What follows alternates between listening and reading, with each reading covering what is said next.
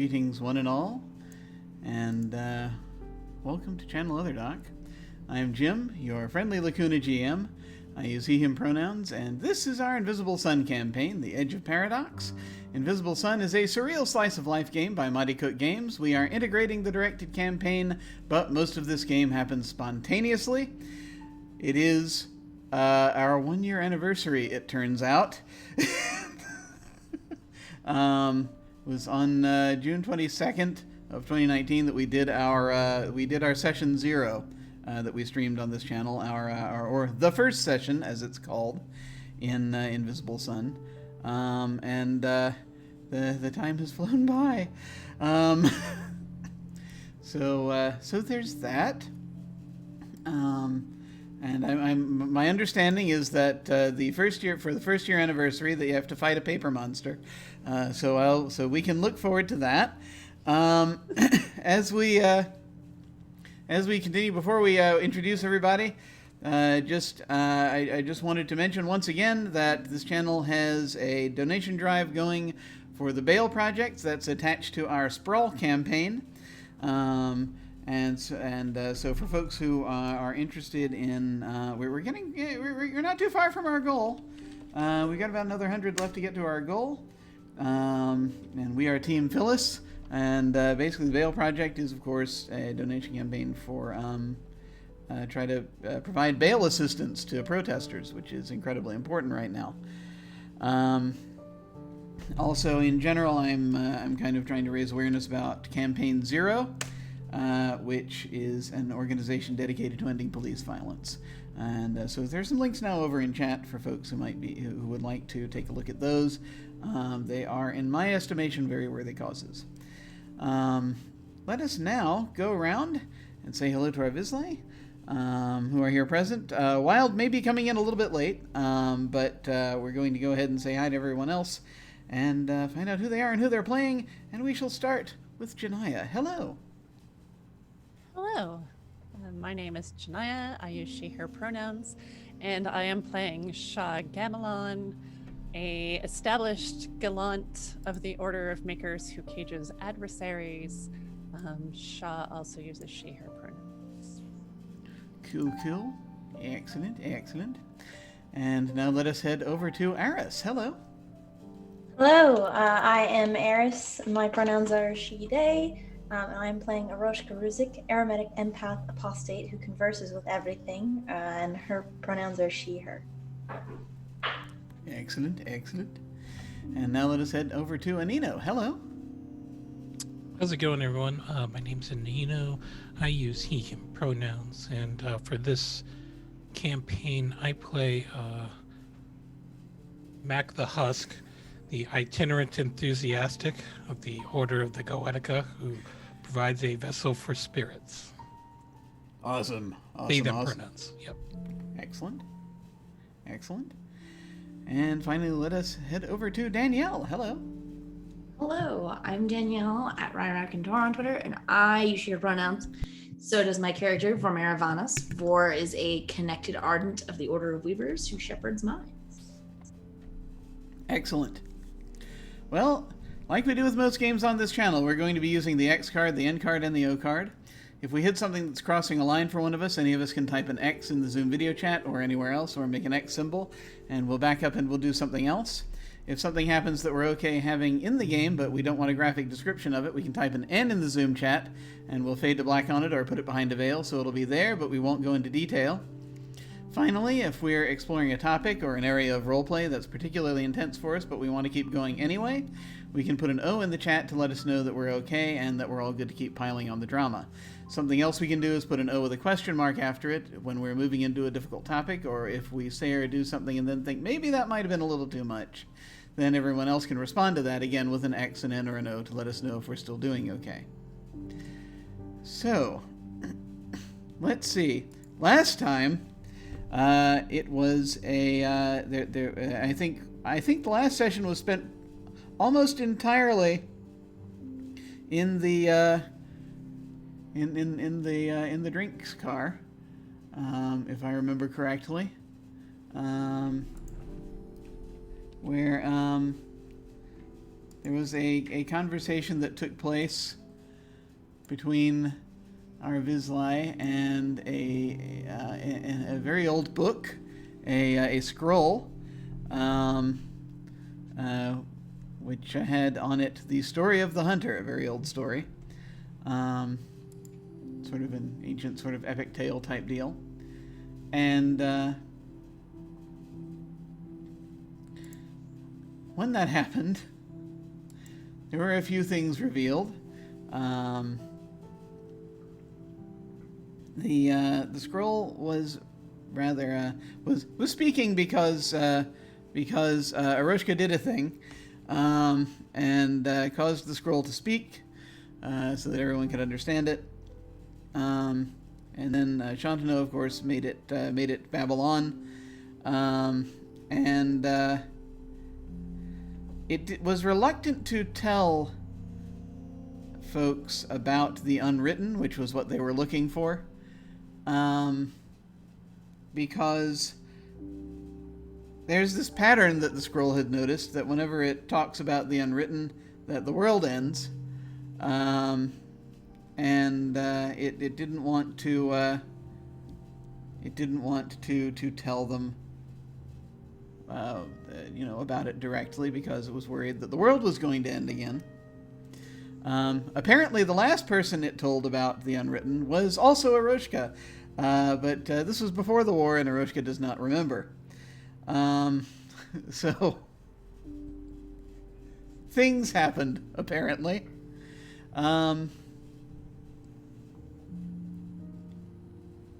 But eventually they got the scroll to talk a little bit about it. They said, okay, let me just read out the passage to you. I'll translate it for you. And then you can kind of figure it out from there. And he did, and the unwritten apparently was found by the hunter, who seemed to do something to open up the horizon, and that at a point that existed between the possible and the impossible, crossed over what the scroll referred to as the Edge of Paradox, which was the first time that's been mentioned in this campaign. And over the edge was found the unwritten.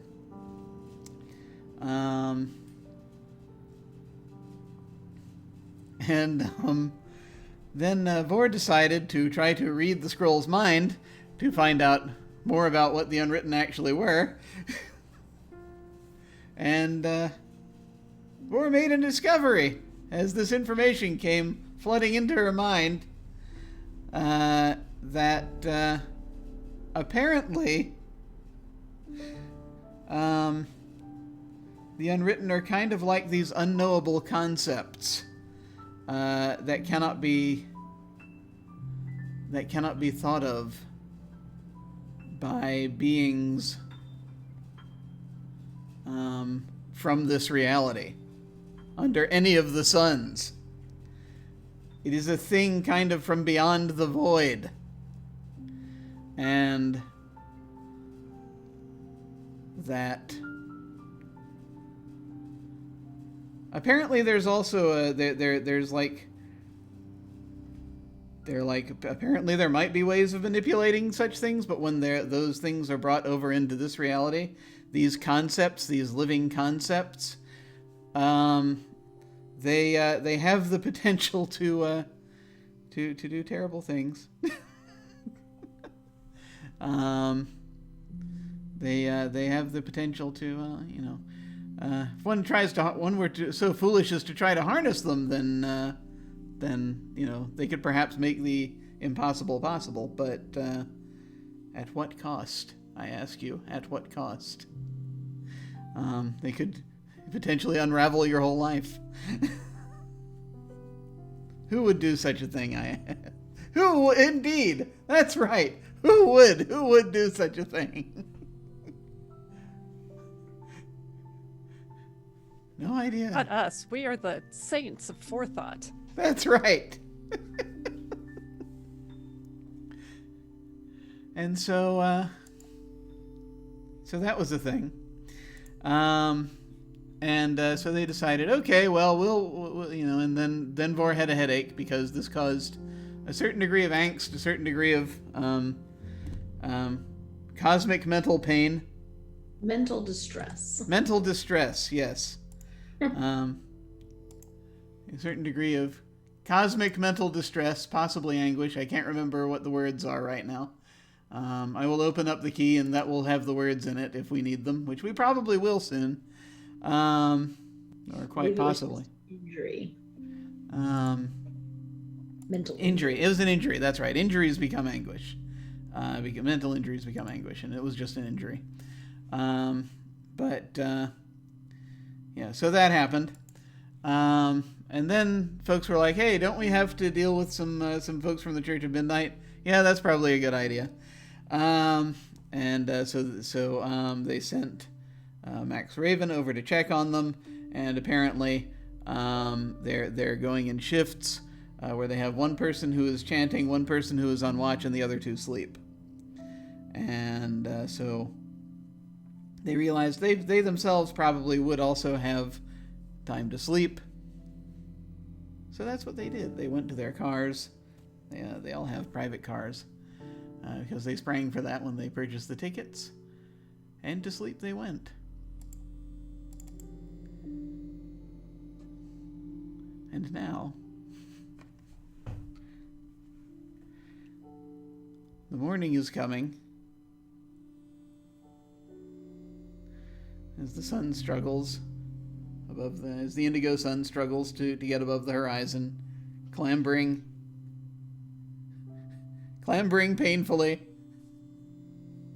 up its side to heave itself up above the distance.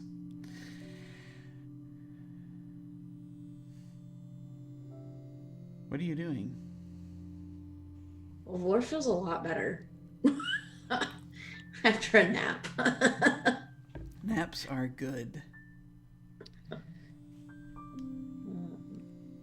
Shah's already gotten up and done some sort of like lunges and things up and down the hallway of the train, trying to figure out how to fit her morning workout in on this weird, narrow, moving thing. Oh yeah. Did anyone by any chance? Did anyone stay up late, or did everyone turn in? I am pretty sure that Mac had passed out in the drinking car. Let's not kid ourselves. He tried to keep up with an angel. That's true. So does Mac not feel better this morning?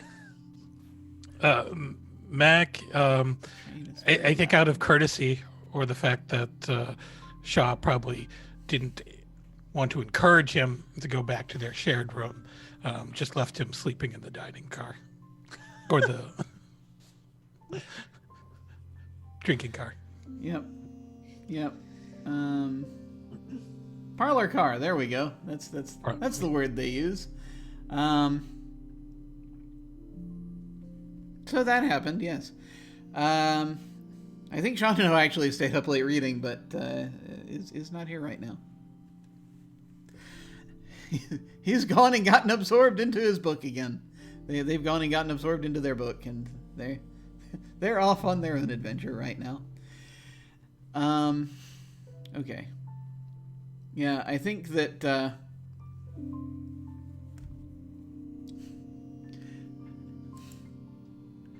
I think Mac during the night, from time to time,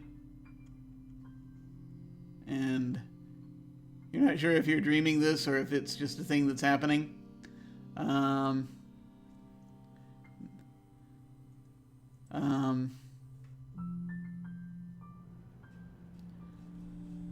It's like a woman seems to be walking.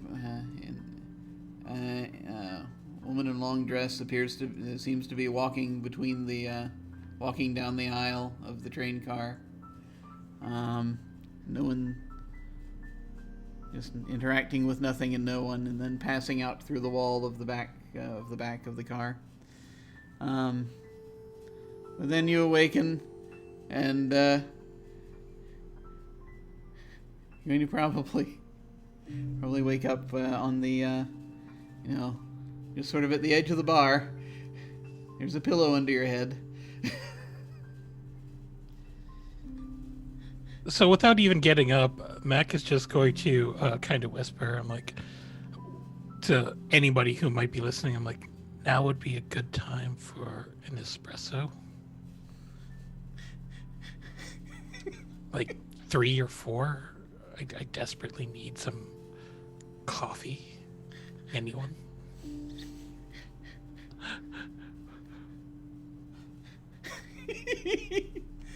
So,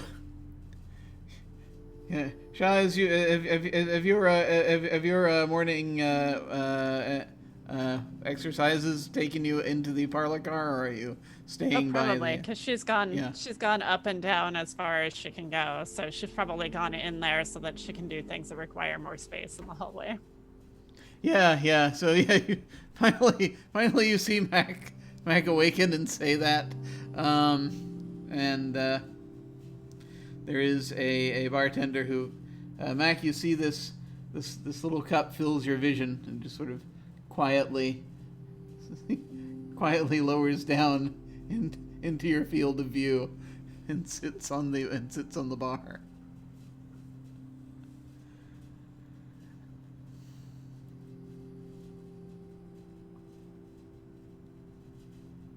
You're muted. Muted. Spirits bless you. And Mac is just going to slowly bring himself up onto the bar and start drinking some coffee. Shaw walks over, doing her shoulder stretches. You look terrible. Yes. I'm glad that you are here to tell me these things. Oh, I'm sorry. That wasn't very nice.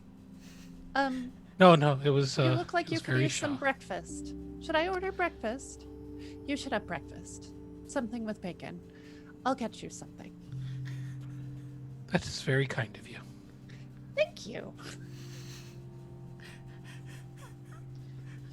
Shaw goes over to order something hangover-y looking off the menu, and like a basket of pastries, figuring that people will show up at some point. Vor Okay. stumbles in and goes to the bar to get orange juice so she can make mimosas.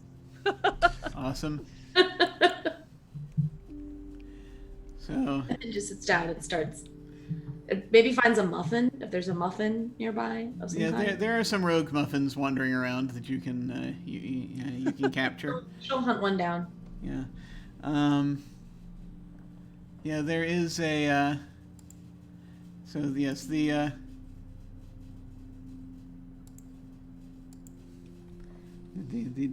orange juice is there, is prepared for the various rituals that must be performed. Like drinking of mimosas. Yes. So are these rogue muffins, are they like in a squadron and moving about? Or are they just rogue in that they refuse to wear their muffin wrappers? They are That would be Commando. They're nudist muffins. wandering around nudely and violently, these muffins. No, they basically, yes, they are they essentially appear to there is this strange thing that the train has another tinier train inside it that goes along the sideboard. And this tinier train carries all manner of things from the kitchen, typically. Things like croissants and crumpets and muffins and things of that nature. Various breakfast items. The muffins this morning have hijacked the train within the train. The small train, not the big train.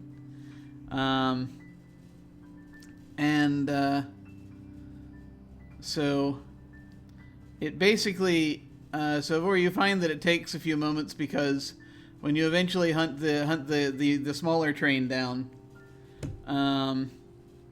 you get to kind of see these that it apparently that the muffins have tied a crawler down on the tracks, and are trying to they're doing a strange melodrama basically, and they're basically piloting this train to try to run the crawler over, and then a very majestic crepe appears on horseback, on a little horse made of butter, and manages to get onto the train, and it fights the muffins, and then you can eat them if you so desire.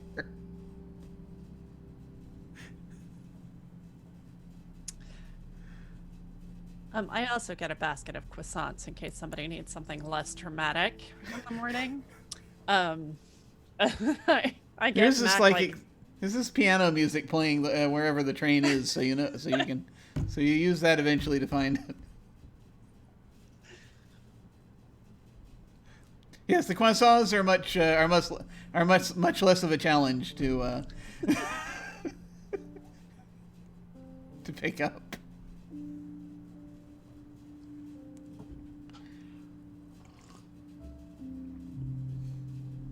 They have a basket set. They set out a basket of the non-dangerous croissants.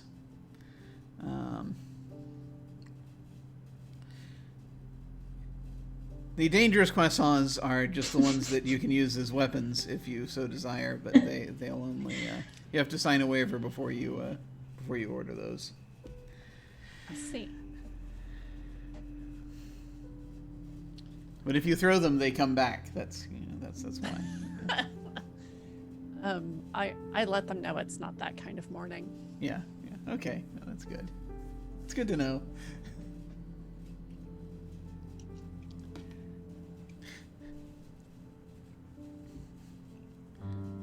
This morning, the croissants were prepared by the assistant to the masked chef, who is basically just a guy with like a blindfold around his sort of basically a Lone Ranger mask, essentially. And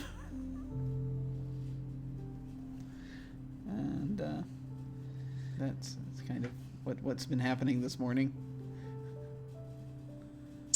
I'll sit down at the table next to Mac and Shaw.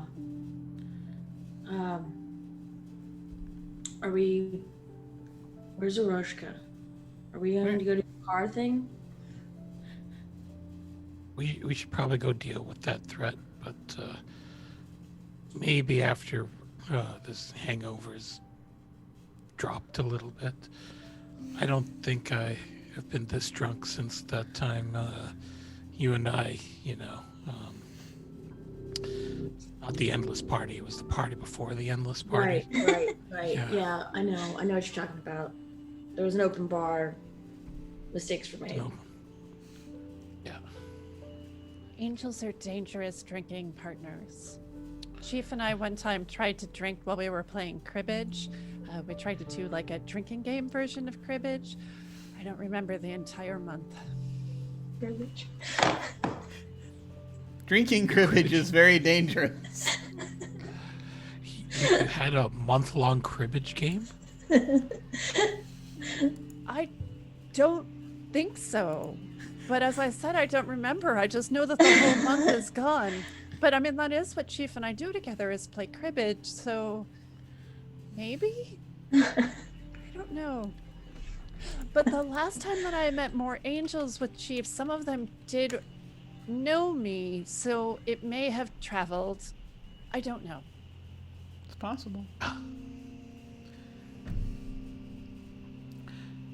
Where is Aroshka? I feel like Aroshka stumbles, it's not a morning person, stumbles in around that part of the conversation. Just like takes a muffin. Roshka, you're awake.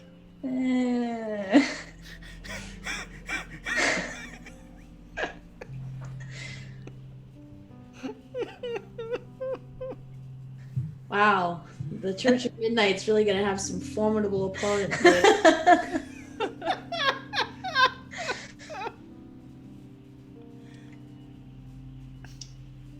Beck is just staring at the ceiling. He's wearing sunglasses to sort of just hide his bloodshot eyes, and he just goes, I think this train is going to rest easy knowing that we're on the job today.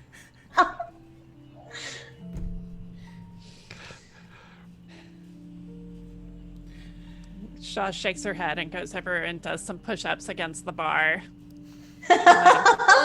Someone One morning person. Shoots Yeah. down an espresso and says, I'm gonna go get dressed. You guys can recover as you need to. We're just gonna wave the champagne glass, and she's like, "I'm fine. Ready when you are." Laura, how are you feeling after yesterday? Decisions were made, but I feel much better now. Almost normal, minus being slightly hungover. But I no longer feel like my brain is being twisted and pulled out through my ears, so that's good. That's a good sign, I think. Yeah, that really is, given your proclivities with your magical talent. I'm surprised you're not really weighed down by the crushing weight and truth of everything that you learned from the scroll last night. Come on, Mac. You know it takes a lot to shake me. I'm okay. I'll be fine. I can take it.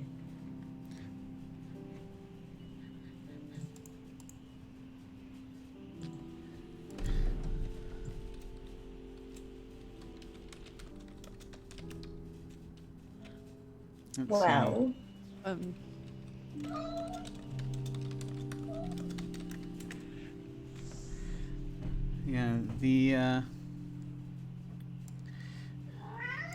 Yeah, they're basically. Yeah, I will say, I will mention, Devor, that the sort of sorting out the thing with sort of trying to put it in the context of, like, just being able to believe that which is impossible is possible. That helps.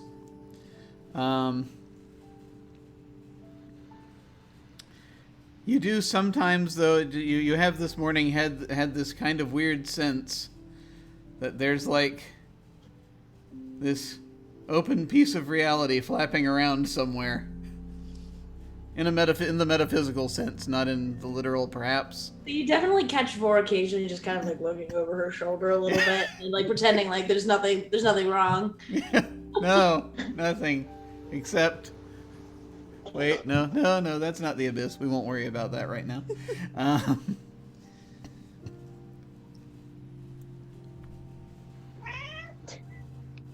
I agree, Kat.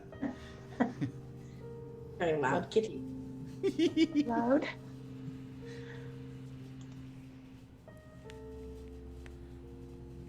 Shaw will come wandering back in all of her metalwork back on, looking a little more like herself, and get one more shot of espresso and sit kind of impatiently looking at everybody.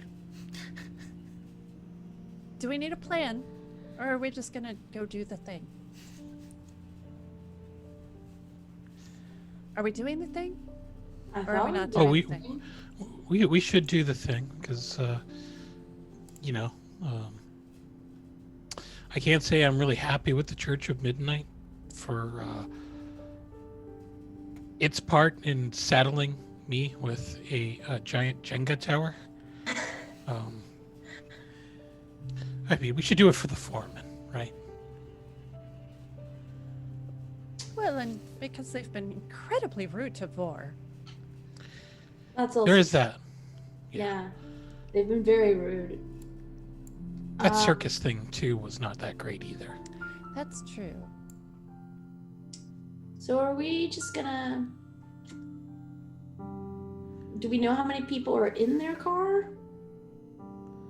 No more than 4, so that's like, one for each of us. Okay, that's not bad. So, I mean, I could go in and command them to mess up their own ritual or drop their weapons. Yeah. That might be a good opening tactic. Yeah. Maybe I should, summon some spirits, do the That's whole good. goetic thing. Yeah, Yeah, the goetic thing. that's a good idea. I could try to put one in a cage. That's a I good. don't have time to make anything specific. So Mac's gonna summon a spirit to help. We're gonna burst in. Gonna tell them to drop their weapons. Question mark. And then Shah's gonna cage one of them while hopefully the spirit goes after one of them. And you're gonna command one of them to mess stuff up. Yes. And Ereshka, what are you gonna do? You're good at magic stuff. Can you make sure that the messing up is good and messed up? I can.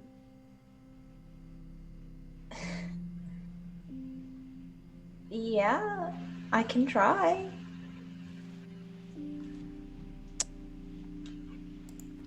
I can That also. that doesn't sound very confident.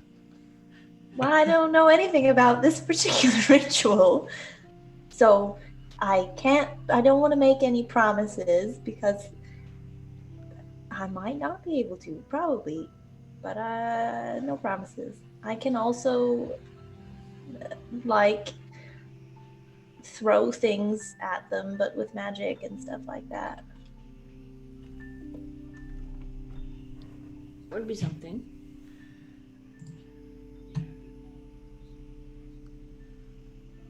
Well, that all sounds very reasonable.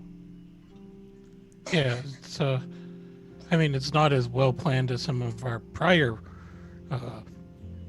adventures, but we all know how those plans went. So, Just fine.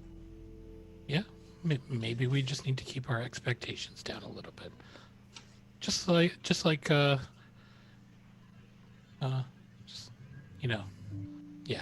not overpromise. Though we haven't really promised anyone that we would do anything. No, but This is so not going to go well at all. it seems pretty important that we all maintain the luck that we have, because that is how we seem to get through things. So if they're taking luck away, then it seems like we need what we've got. I think we can do this. If it's like 4 of them, we got this. There's 4 of us. It's I'll fine. take the one on the left. You start from the right. Mac, you send spirits down the middle. I don't see what could possibly go wrong.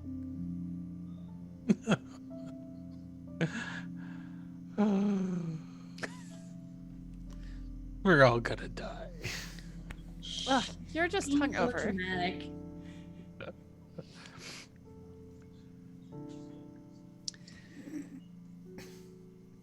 All right. Summoning spirits. I'm concerned that if I try to draw this on the ground, it's not going to. I'm not going to want to get back up. So, so you start seeing. You start seeing Mac grab a whole lot of sugar alternative packets and emptying them out into a pile on the table. And he's going to use his finger to draw them into a makeshift summoning circle. Nice. You're gonna summon very small spirits. It's not the size of the Very circle that matters. It's, it's.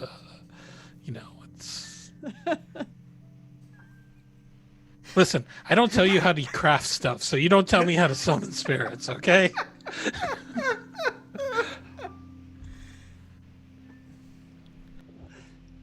It's more of a suggestion. It's not like I'm going to really bind them or anything.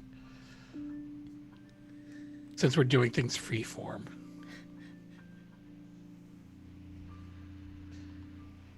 And Mac is just flipping through a little red book that he has that might offer suggestions on who he should summon because he doesn't know who. All right. How to fight members of the Church of Midnight. Okay. I'm trying to think. I'm drawing a card. That's interesting. Okay. So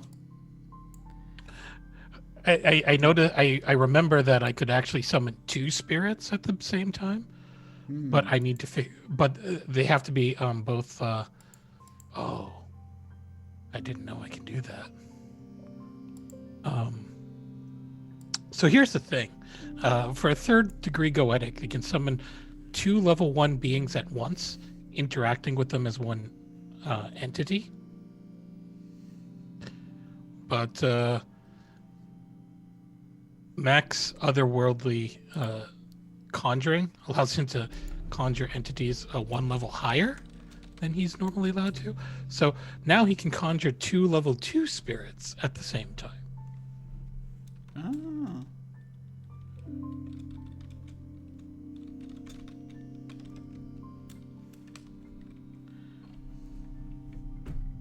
Sure. Is that what you want to do? Do you want to do 2 level 2s instead of a... Yeah, let's do that. Okay. Because I've never done this before. Simultaneity! Alright. So, is there a particular kind of spirit you're looking to fight, or to fight? Are you looking to, The Church of Midnight, by and large, just to give a hint of sorts, if it helps, is the Church of Midnight tend to be demon worshippers, a lot of them, and so they do a lot of very blatantly obvious things dedicated to the causes of pure evil and mental health. Strangely enough.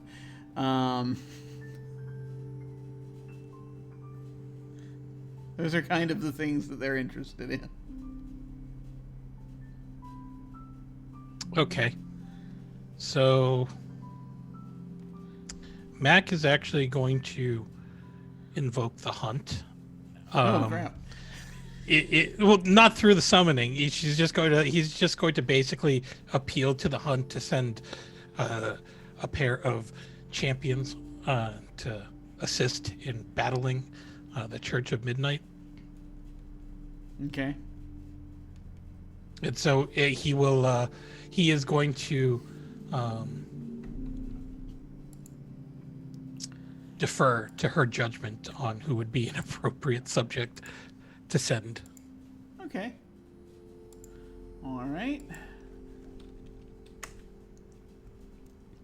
I have a feeling I know what it's going to be, but I just want to check first to see if... Yep, that's what we're getting. And it's 2 level 2s, right? That's right. Okay.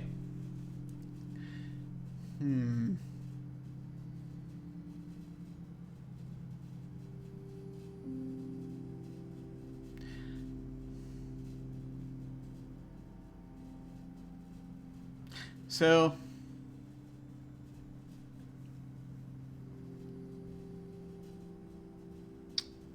Yes.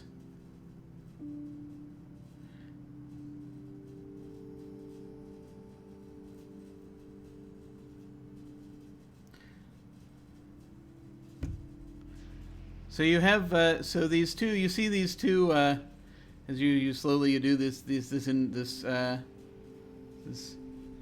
summoning, and in a moment you start to see these two forms appearing in the circle on the table.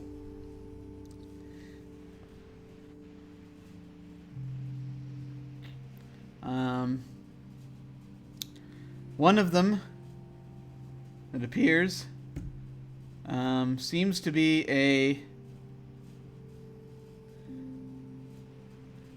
an orangutan with a crossbow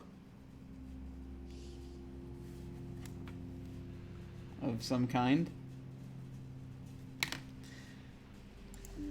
The other appears to be a very large hedgehog.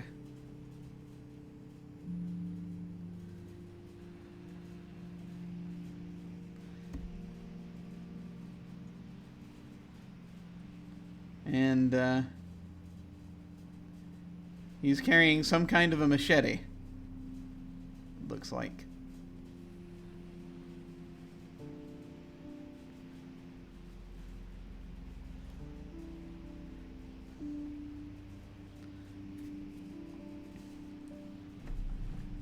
You appeal to the hunt, you get animals. This is how this works. Yeah, no, I'm fine with this. It's just funny that we're sitting in a parlor car, and Yeah. you know, in my summoning circle, you have an orangutan, we have King Louie and Sonic the Hedgehog, essentially. Yeah. This hedgehog is not answering the blue, call. thankfully. But Is it small and hedgehog sized? it's actually bigger than any hedgehog you have ever seen. But it's about the size. It's about twice the size of a hedgehog. Is it all curled up when it comes out? It's Does it do the little hedgehog thing where its nose appears and one little eye? yeah, it does. It's just sort of like you see this sort of big spiky sphere, and then it sort of comes up as like. Does it have the machete in its teeth? Yeah, it does. It's like. Shaw around. looks at it, and looks at Mac, and looks at it and goes, "It's adorable." Shh. Stand fast. There's violence to be done. Oh, it is adorable.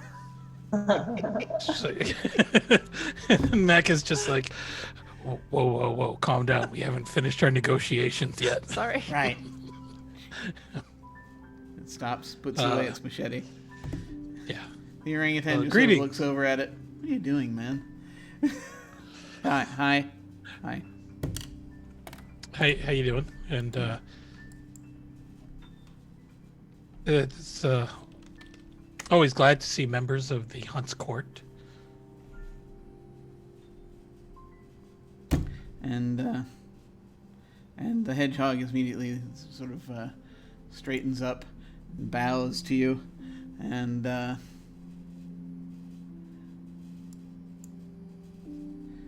will say, "We are ever ready to foil our enemies." And the orangutan is like, yeah, what he said. So he's Mac is just going to address the orangutan, just because it seems like this is, the more amenable of the two. Kind of on the same wavelength as Mac in terms of the stuff. So Less it's like, bloodthirsty. So the assignment is that we have a group of Church of Midnighters who are casting a ritual which would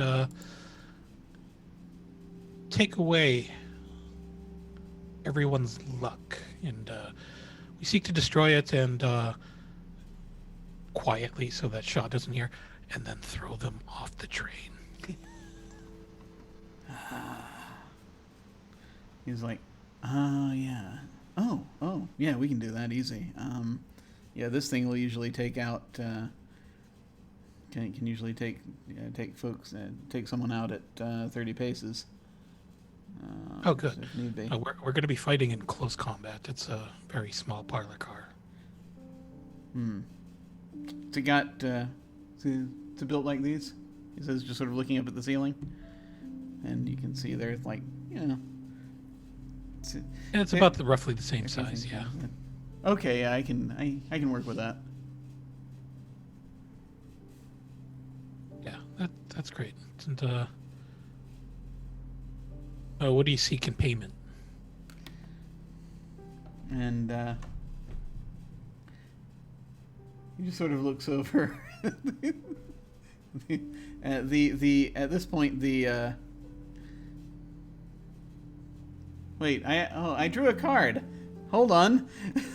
Before I get too carried away here, let me actually read the card here, because that'll help. I drew the Raven.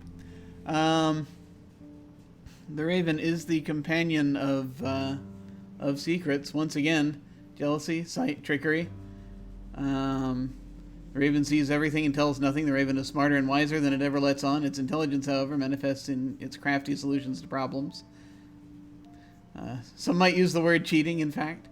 The Raven's weakness is greed and jealousy. It wants what you have, and that probably means your secrets. Can you keep them from its watchful eyes? Is it even worth trying? I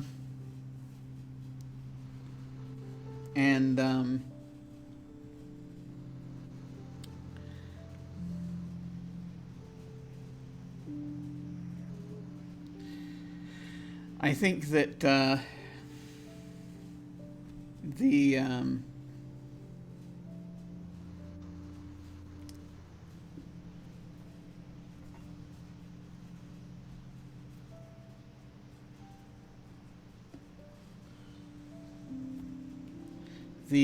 hedgehog says,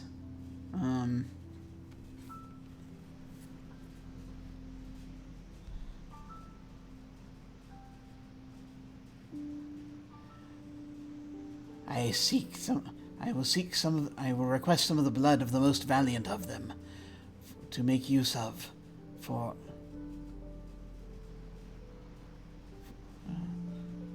the great ritual.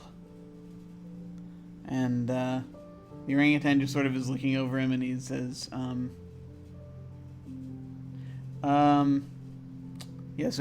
yeah, whichever one of them fights best, he just wants some of their blood. He's not going to do anything weird with it. Don't worry about that. He just basically there's a thing. There's this great ritual thing the hunt has us do sometimes, and so where there's like a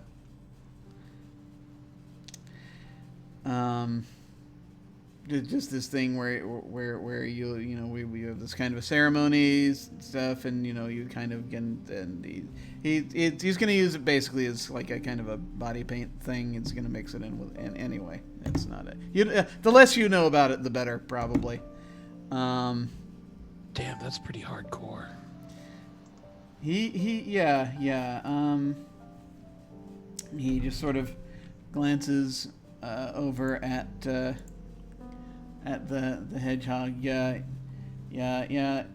Lance here tends to be like that. Okay. Lunch. Lunch. Yeah. It's kind of apparently supposed to be short for avalanche, from what I understand. You can just call me Bob. All right, Bob and Lanch.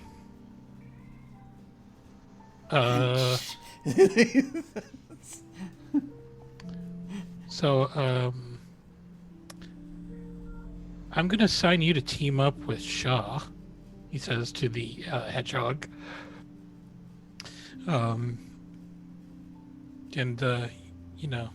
Bob, you can do whatever, because you seem like a spirit I can trust, and take as much blood as you want. I don't really care about them. And Bob is like, yeah, for me, I mean, I'm good with just like if you've got if you got something to eat, I'm probably good there. Oh, okay. Yeah, we can have lunch after. It's great. Oh, it's great. fine. Yeah, no, I'd be good for that. Yeah. I'm really happy to work with the Hunts crew. You guys are easy to negotiate with. Yeah, well, our needs are generally simple, you know. Predator, prey, you know, the usual stuff. Aren't hedgehogs herbivores though? Omnivores? He seems awfully carnivorous. He's not going to eat the blood. He's not going to. He doesn't want the No, he doesn't want the blood for that. No, it's just like I said, it's a ritual thing. So religious art. Yeah, I guess. Yeah, basically, yeah, it's that kind of thing. It's kind of how that looks when, typically, yeah. Oh, well, Shaw's a bit of an artist herself, so I'm sure they'll bond. And you can see that you can see Lanch is now just moving around. He's already started just sort of like getting in some training with his machete a little bit, as he's just starting to get in some practice swipes as he's doing things. And I was just kind of looking at him and shaking his head, and he shrugs. Yeah, they he'll he's he's definitely yeah. Well, now I'm really confident because we outnumber them now.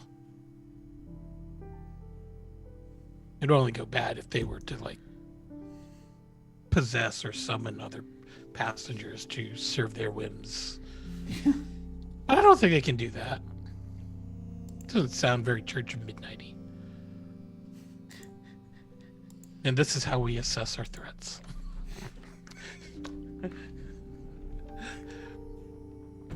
We're very professional. Whoa.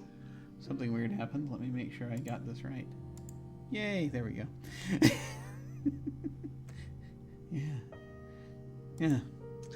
Yeah, sounds like fun.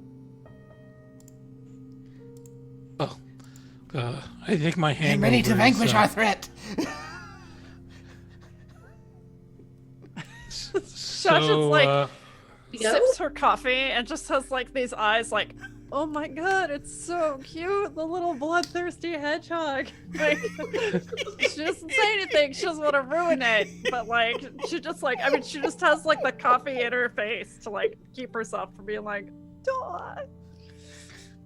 So all right, I think my hangover's at a manageable state right now. How are you doing, Vor? I'm functional. Let's do this. I mean, it's no problem. We'll get it done and handled, and then have lunch. That sounds great. Food sounds good. Yes. Murder people, then food. We don't have to murder them. We just have to stop them.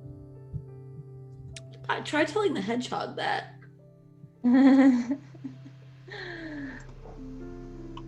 Lanch, we don't have to murder them. We just have to stop them. Behind Shaw, Mac is just it's okay if you murder them.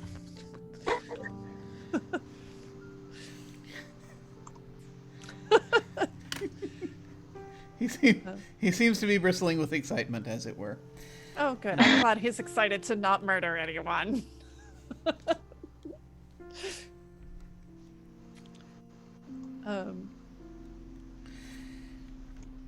So I guess we go trotting towards this ritual car.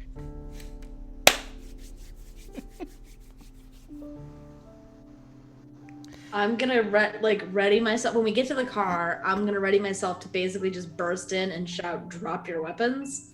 And I'm gonna be using one of my Shepherd's Minds abilities for that. Okay. So the this to get to the boxcar that they are in, you of course must first pass through the garden car once again, and we wave at the seer. yeah, Lassia is drinking tea and just quietly, and she's just And she's talking to she's talking to someone who's having their fortune read, and it's like, oh yes, no, it's going to be very auspicious for you.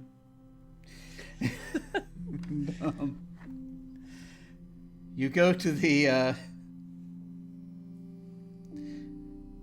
so you go through that. There is a box car you have to go through that's just like a regular box car. There's like luggage and stuff. Takes you a moment to get the door open and go through. And then, according to Sagan, they were in the second box car. So you now have come to the door at the end of the first box car, which you can then open, and then you'll see that there, be briefly again. Outside the train right now, there's a landscape hurtling by very quickly.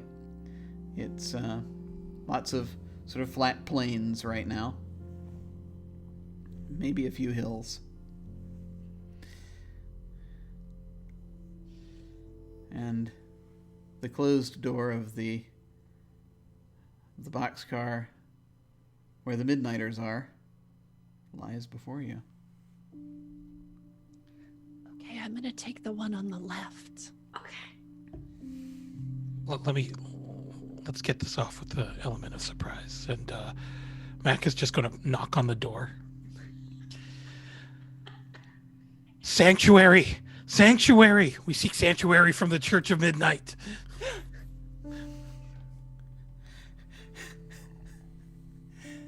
So,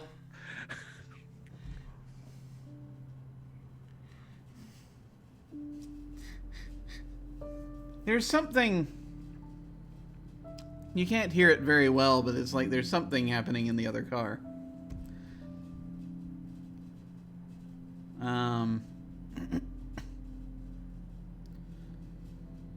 It's like a little bit of scrambling of some kind going on. And,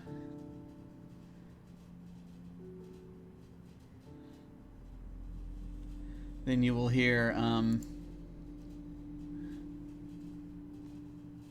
you hear this voice. It says, not now. Just give us a minute. But the Temple of Noon is coming. Hank, just give us a minute. Should we just open the door? Yeah, we should probably just kick it open or something. Kick the door open. On the count of 3. Okay. 1, 2, 3. and we kick the door open. Okay. So, an interesting thing is they have barred the door. So, Aww. there is going to be a test involved here. So the, let's see, this is not going to be incredibly difficult. But I'm going to call this a level 3 to get this door open. Okay. So that's what do you want to do? Would my skill and balance help at all to keep me from falling? Falling over. Yeah, sure, that'll help. Okay, so that's a 2. Then we're down to 2. 2 or better. Can I just Yeah. apply a physicality to it to help? Yeah, sure. What? Okay. Yeah, 1 or better. I mean, I'm comfortable just rolling that. Yeah.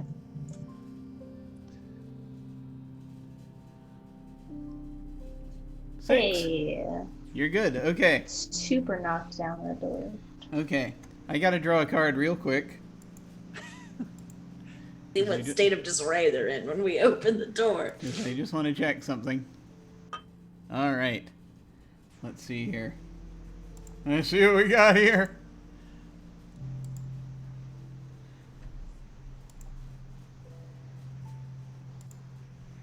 Okay, we have...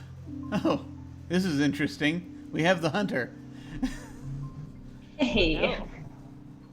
The adept of, or adept, depending on which side of the room you're standing, of notions. Its meanings are nature, death, conflict, survival, seeking a goal.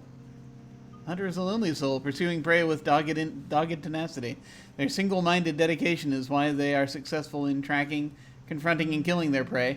The hunter knows better than anyone that it is kill or be killed in the harsh world we live in. In the city, we pretend civilization is lifted us above such things, but the hunter travels into the wilderness where no such delusions exist. That's not to say there aren't hunters in cities. On the contrary, there are hunters who prey upon people. Sometimes these hunters seek murder, but some hunt with other goals, just as dark. Hunter is the adept of notions. Okay. Interesting. Okay. Well, in that case, let me check a thing.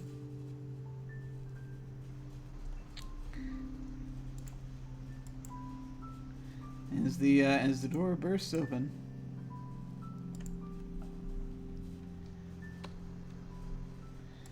you're going to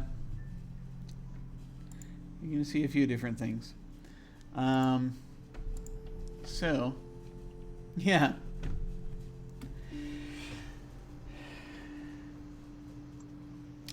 So, here's what you see when you break open the door. So, in the middle of the car, you see they have their door open, the side door open, to the box car.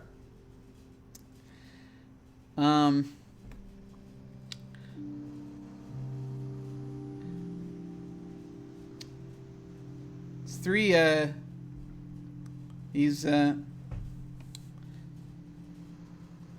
So toward the back, and when I mean the back, I mean the middle, but toward the back. Let's say if you were facing the open door, outside which the landscape is flying by.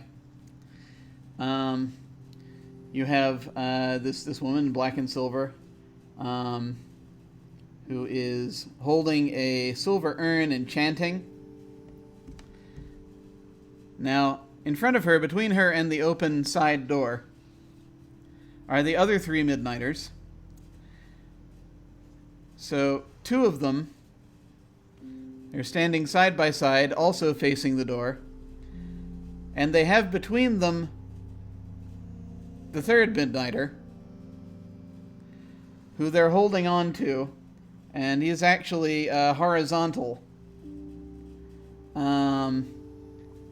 As they've each grabbed him by the side. And they seem to be going like 1, 2... as though they're preparing to throw him off the train. Oh no. Oh, There's more! there's more. Yes! And so this is a sign of this part of you realize what sort of the sound you heard. This sort of sound you were hearing, it wasn't just like the chanting. When you break the door open. So, on the floor of this boxcar, there are a bunch of newspapers. Which have risen up to form something that looks not unlike a papier-mâché leopard. Or rather, it's up on its two hind legs. It's kind of more like a were-leopard looking thing. It's biggin. You see, kind of like as if this were like a costume one was wearing at Mardi Gras. And its expression changes in an almost Svankmajer-ish way, where he's kind of like there's this with like sort of a stop motion like deal, as it snarls, as the expression changes and it snarls at you. It's about 7 feet tall. It's got a really big head. Intimidating. And it's between you and the Midnighters. As you see, the last of the papers coming up to form its shape. All right. Is it possible? Can I cast the same spell I cast a couple times ago?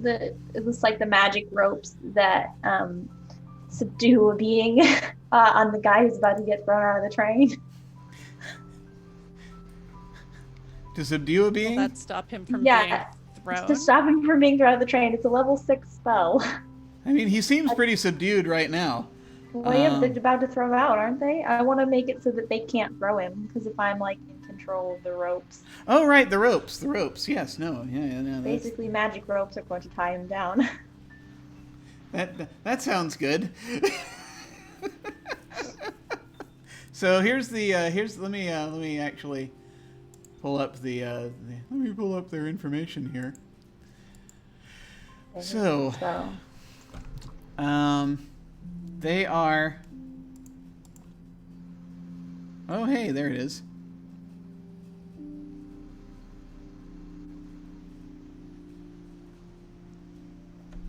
Okay. So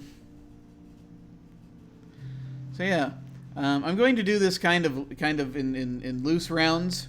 So it'll be, it'll vary depending on how we do that, but it's not going to be.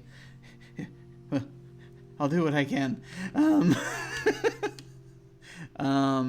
But basically, I'll just sort of do a thing. Let you folks go first, and then they might do something. We'll see how this goes.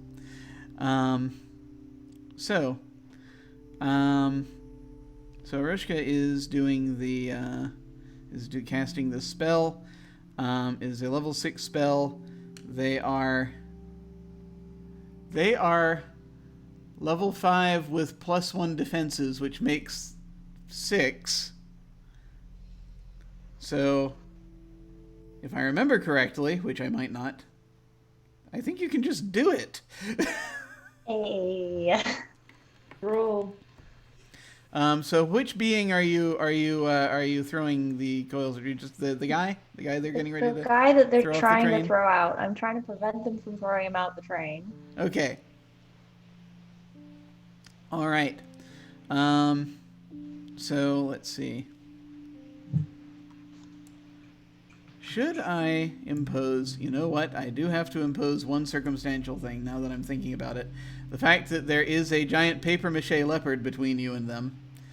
So I am going to have to say that is going to up the difficulty by 1.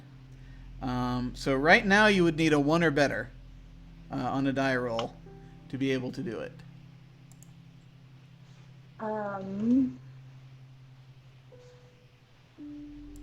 Can I just throw a sortilege at it? Is that okay? I mean, yeah, if you want to throw sortilege at it, then that'll Let's It'll do just that. give you an extra die. it'll give you an And extra you'll die. have 3 Yeah. die. Yeah. You could throw an extra sorcery at it to raise it another 1 Yeah. if you wanted to spend 7 sorcery. Maybe. So let's not do that.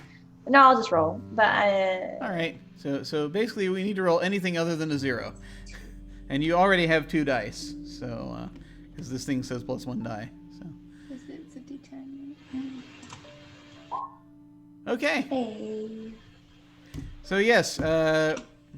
What does this look like? Remind us. Same as last time. It's basically just a bunch of like sort of sparkly, like not quite there ropes appear out of nowhere and like tie the guy down. Okay. So they're basically, they start getting ready to let go, and these ropes appear, and kind of he's then falls down between them as it basically pins him to the ground, and he's kind of tied around their posts here, I guess so it's kind of tied around a post or a box or some such thing. He's stuck there right now, basically. They're like, what the hell? After Aroshka does that, I'm just gonna say, sabotage your ritual. And then I want to go ahead and use my ability. Okay. So again, it's going to be a challenge of 6. Let me know So what you my got. ability is level 5. Okay, so 1 or better right now. Yep, and I have 2 die for that. Okay.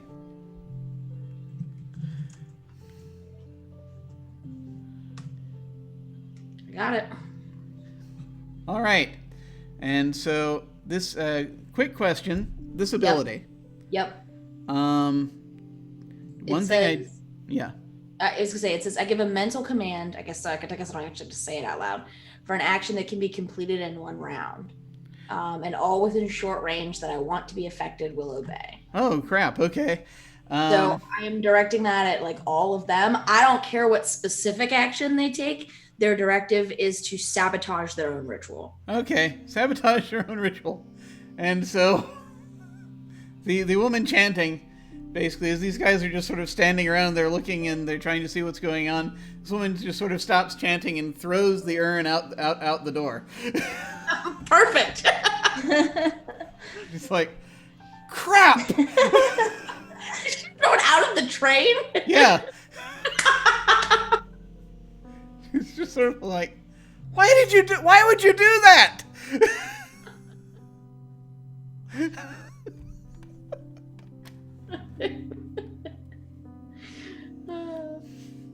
That's perfect. Well, the ritual is done. The ritual is no more in and of itself, so you're good there. And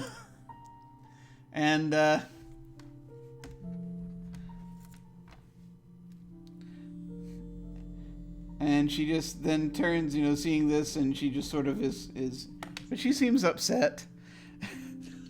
Really? Gosh. Weird. Yeah. She just sort of points to the to the paper mache beast as this is going on. Stealth, kill. But it's not its turn yet. So, what would the rest of you like to do? Shaw is a woman who follows instructions, and so she is going to take the person on the far left and try to put them in a cage, because that is what she said she was going to do. Okay. So yeah, that would be the woman who just tossed the urn. Nice. She's on the far left. She's behind like a couple of crates at like waist level and a large paper mache creature. I've Okay. forgotten what kind of. I'm looking to said see, it's a make sure I Jaguar. don't have to be Jaguar? within touch. I am prison a nearby being. Okay. Is she a nearby being? Yeah, I mean it's not a huge car. Okay. And that's a 6 is her level. Yeah, and again, It's like costs did me you say that many. it does not require touch? Is that correct? It does not require touch. Okay, yeah, I yeah. create a magical cage and imprison a nearby being inside Awesome. it. The being Sure, yeah. must be of a level no higher than the level of the effect. Yeah, she's level 5. She has +1 resistance, so it's a challenge of 6. Okay.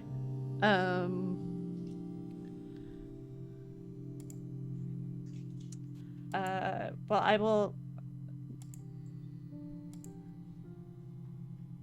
will go ahead and cast it at 6 then. Oh, okay, yeah. If it's level 6, then I think it just happens.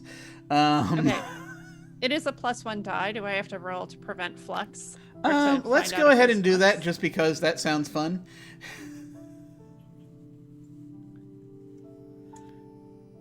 Oh, hey. You should have said nothing. I should have said nothing. And so then there was flux. It's gonna work though. I don't know where the flux chart is though. I'll just let you pick something. It's only level 1 flux though, so it's not too terrible. That's all right. Everything's going to be fine. Everything's going to be just fine. Yes. The flux. I kind of, as I recall, I tend to lean more freewheeling with it. But yes. So, What is the a cage? What does the cage look like? And how So does this work? basically, she has the small cage on her waist, and as she opens it and throws it forward, it kind of expands into this sort of creaking monster, almost living being cage with kind of like skittery feet underneath it, and it sort of reaches out tendrils and grabs this priestess and sucks her into the cage, and then it closes back down into the small cage and sucks back up against Shaw's hip. Okay.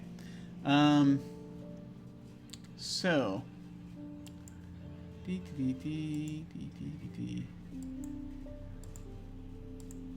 I'm just gonna look at a thing real quick. It's never an ominous statement. I know. I know what. Let me just check something real quick. Oh. Yeah.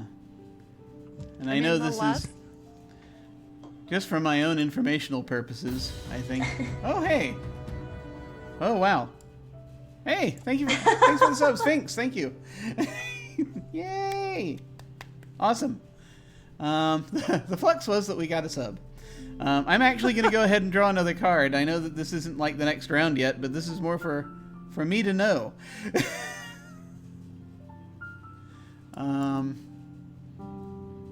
Because I would like a prompt. I will point out, not to sabotage my own character, which I love to do anyway, but I will point out that the last thing in that cage, since it was open, was the clock. So as we discussed the weird nightmares that Shaw's been having about the clock, if you wanted to manifest some of the weird time stuff on her, since that's she entirely already makes possible. ticking noises. Oh, I feel as though that might happen. But let me just check. I've got the Blind Guardian. Yeah, okay. It's all you never see the Guardian warrior fret nor the story. Those that seek what it guards. This is a difficult challenge. You cannot bribe or charm this card despite it. Okay. Yes. Safety or serenity. Okay.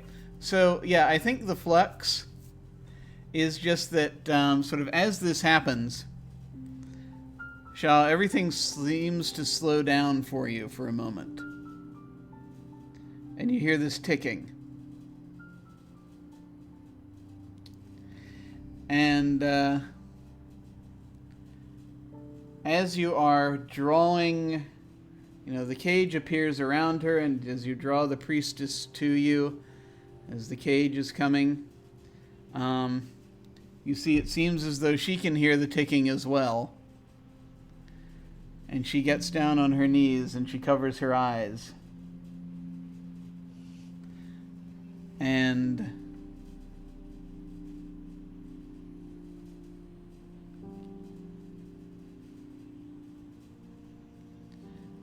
she seems for a moment, you're not sure, and it happens it's because of this perception, it seems as though a streak of gray appears in her hair as the cage comes to you. And you see for just a moment, on the opposite side of the car, standing there, it looks like the clock, something kind of like the clock being, but it's more human-sized.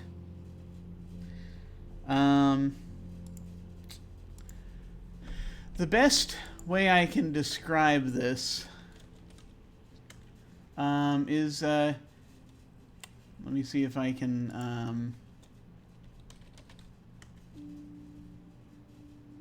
do you know the Magritte painting, Son of Man? With the bowler hat and the apple. It's like that, except the face is a clock. So for a moment you see this guy across from you, on the opposite side of the car, standing there. His face is a clock. He's wearing a bowler hat and a rain jacket, and he's carrying an umbrella. And you hear the ticking. and he tips his hat to you. And then time starts, comes back to normal, and he's not there anymore. And you have the priestess in your cage. Sweet. So that happened. And now let us see. Mac appears to be indisposed at the moment. So I guess it's Jaguar time. Nice. So let's do a Jaguar related thing. So it's let's see. Everyone here seems to be a threat. So I think it's going to I think it first saw it's going to look between Shah and Eroshka. Yeah, it's probably actually going to attack the whatever is first. So actually, Vor came through the door first, but it's probably I feel as though Eroshka's probably physically in front of Vor at this point, just from having stepped forward to do the ropes. So it's probably it's going to just sort of be coming at in Eroshka's direction, I think. And so let me see if I can possibly remember. Do you want to try to get out of the way or block or something? It's got these claws, these big paper mache claws that look as though they might be nasty. Yeah, I guess. I don't have the dodge skill. I have resist and withstand, but I don't dodge. So I don't know how that affects it. So, well, yeah. If you would rather withstand, then that basically means you're going to try to parry it. Basically, I would think. Okay. And sure, I'll try to bat away the yeah. giant kitty. This thing is coming at you. This thing is going to be a level 4 entity. As it is leaping at you. So your challenge is 4. Well, I have a single level in withstand. Okay. So that's down to 3. and I add. Could I add a physicality or movement? I don't know which one it would be. Are you moving out of the way? I guess not. I guess I'm more trying to bat it out of the way. Then that would be physicality. Yeah. Okay. So I got to roll a 2. Mm-hmm. Yeah. Hey. So yeah, you managed to avoid its to what you basically as it sweeps down, you're you're able to kind of bat it away, and it's as its sharp papery claws, you avoid a nasty paper cut as it comes down down toward you, and so we're gonna come back around, and who wants to go next? As these, well, actually, hold on. Let me think. What do the cultists do? There are 3 cultists. One is tied up. Then there are two other cultists who are not tied up. So they should probably do something else, as you have just disrupted their ritual. Wait, there were 3 total in here when we walked in. There were 4 total. Okay. One was the priestess that got sucked up, though, right? Yeah. One of those 4 was the priestess. One of those was the sacrifice, and then there are 2 more who currently now no longer have their hands full because someone did a thing, and so I think at this point, they're going to, yeah.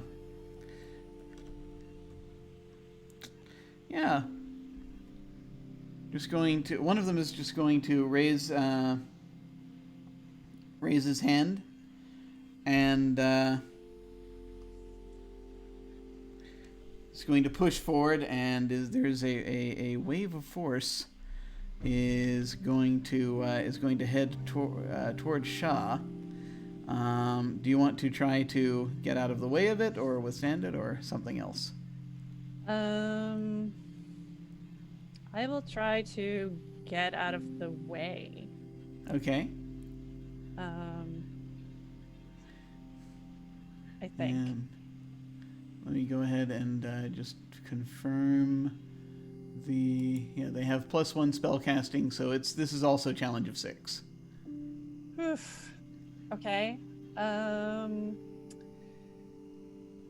I will use my expansive endeavor to throw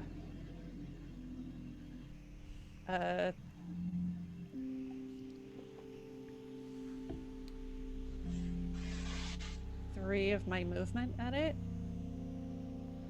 Okay.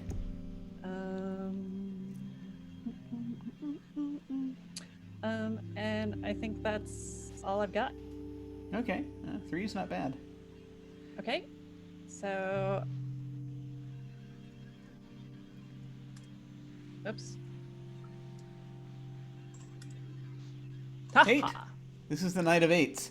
Yeah, so yeah, you Yeah. pirouette out of the way.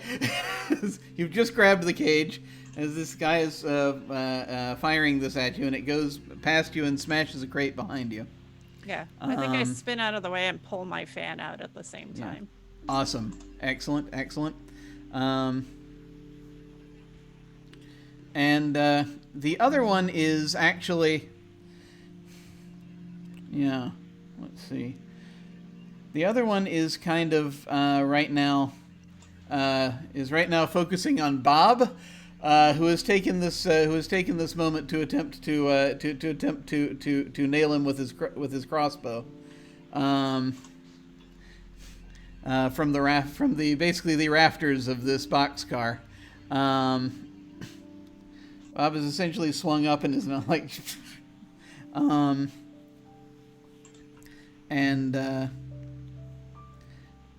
and so he kind of is pretty easily dodging out of the way, but and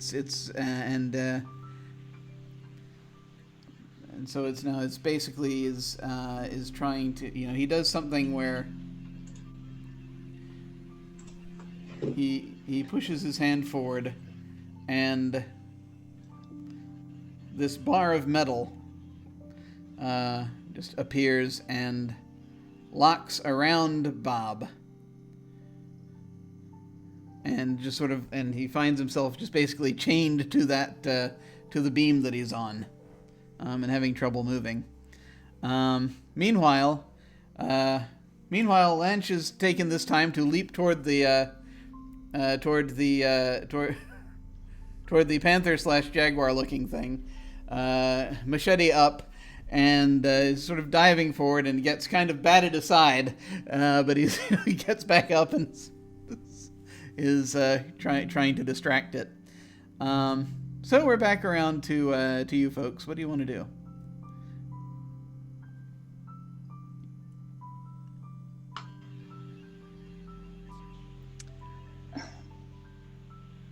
Well, I want to attack the paper tagger. Okay. What would you... the paper tiger again is a level 4. Okay.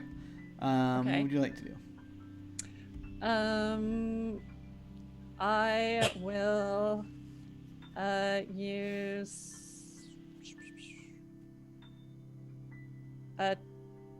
2 from my 3 from my physicality pool.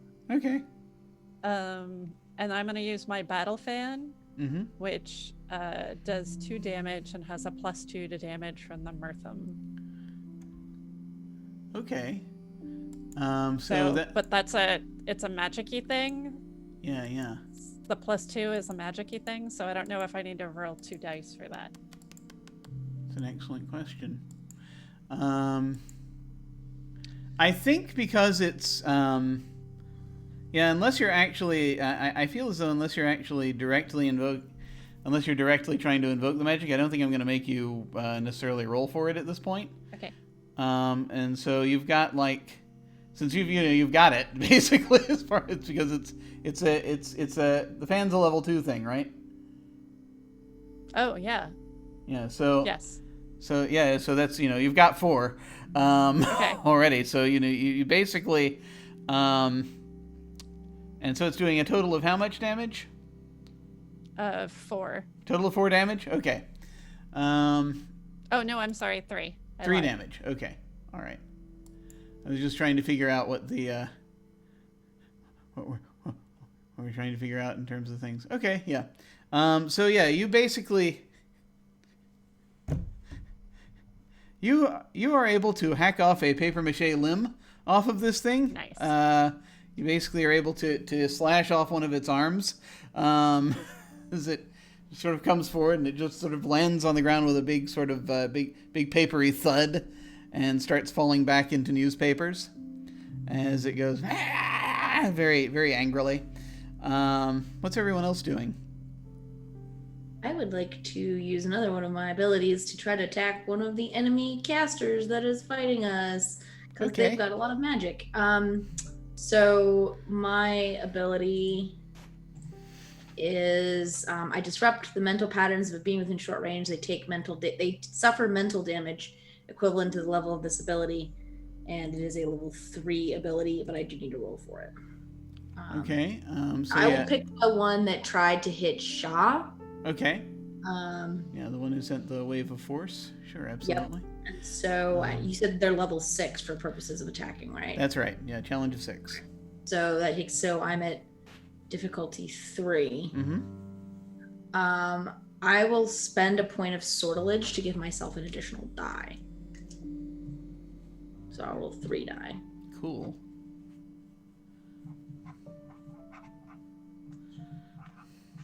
And see about that.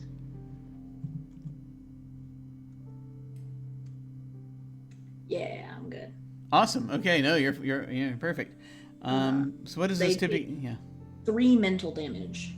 3 mental damage. Okay. So that guy, basically, so you do this to him, and yeah, if you're doing 3 mental damage to him, and that's enough to that's enough to cause an anguish. So he's now fallen to the floor and he's clutching his head at this point.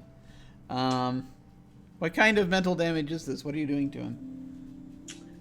It just says you disrupt their mental patterns. So basically, I've scrambled his thoughts. It probably feels like a very, very, very loud noise with like immediate headache onset. Yeah, so he's now like, ah! He's not doing well. Okay, very cool. What's everyone else doing? So Max spent the previous round just rolling up his sleeves casually, because he summoned 2 spirits and they're supposed to do the fighting for him, but it looks like Bob is currently out of action. Which guy is the guy that cast a spell on him? Yeah, he's the one who threw a sort of a metal bar at him that turned into chains. So he's the one. He's closer to the. He's actually closer to the open door at this point. Okay. He's on the. He's on the right. Yeah. Mac is just going to point at him. He says, "You. I don't like you." And he's going to deliver a very savage roundhouse kick to the guy's head. Okay. At this point, let's see. You do have to get past the. You do still have to get past the paper leopard-like creature. Paper. Can I jump kick over the paper mache? I don't see tiger? why not. It's yeah. So the guy. So ordinarily, this would be a challenge of. Wait for it. 5, I think, just to do a thing just to kick him in the head. He's got +1 defenses, but I think that's if I'm remembering right, that's more when we're speaking magically, right? Or is my brain going bleeding out my ear here? Defense is dodge. Defense So is it's avoiding being hit. Okay. Withstand is avoiding taking damage. And resist is avoiding magic. Okay. Understood. All right. I got you. Thank you. Oh God, there's so many things. Okay. No, there's a lot of words in this game. My God. Too many words. Okay.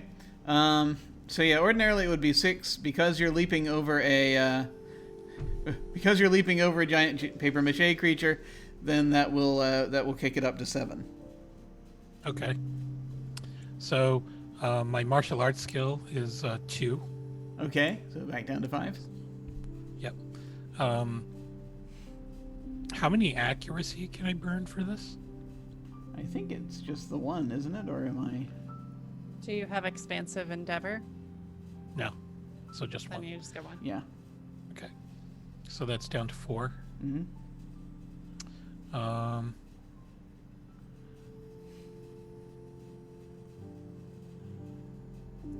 Can I use physicality in this, or is the accuracy covering that? I think it's I think you can just spend the 1 thing unless there's is there? No, you can only use it from one pool, but Yeah. somebody else could help you. Yeah.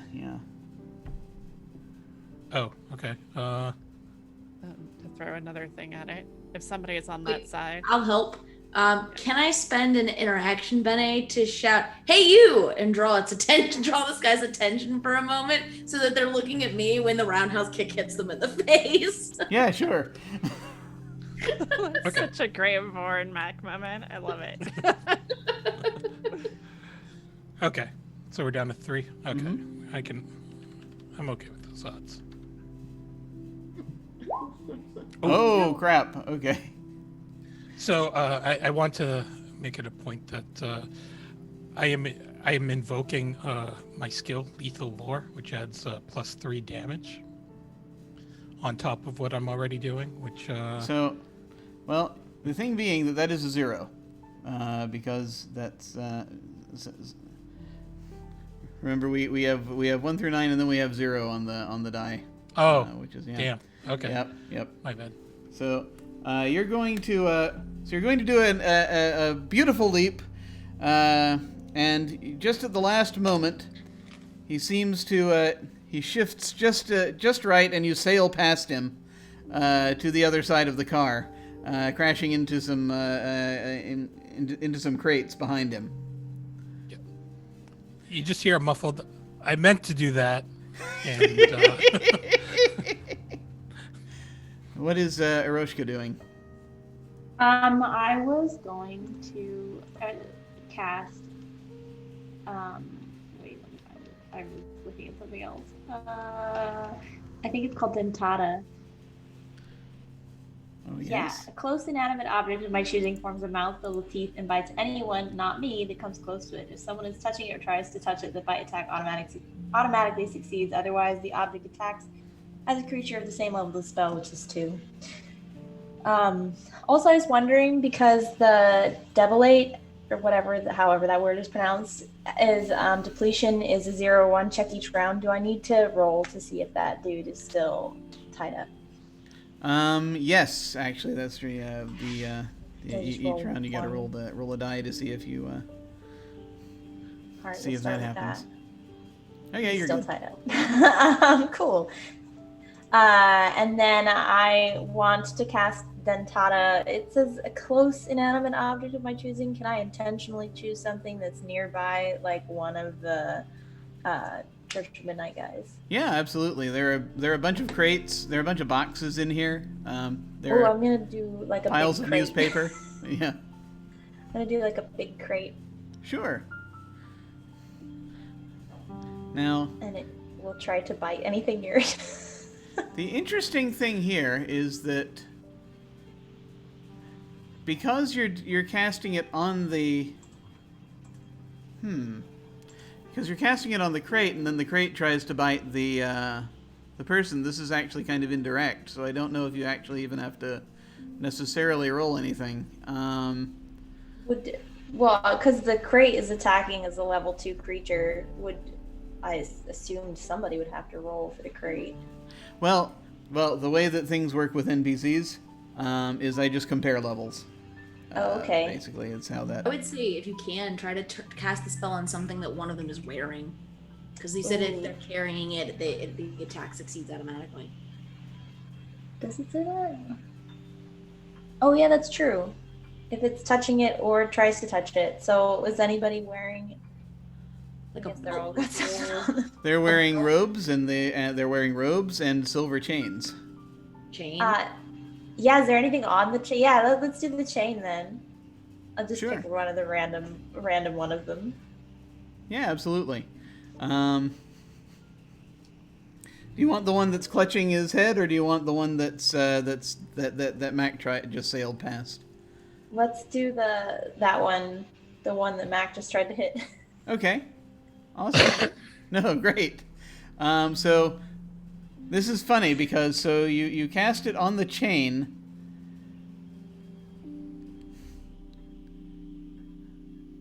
Yeah. This is one of those weird things where it's like you're casting it on a possession of the person, and then the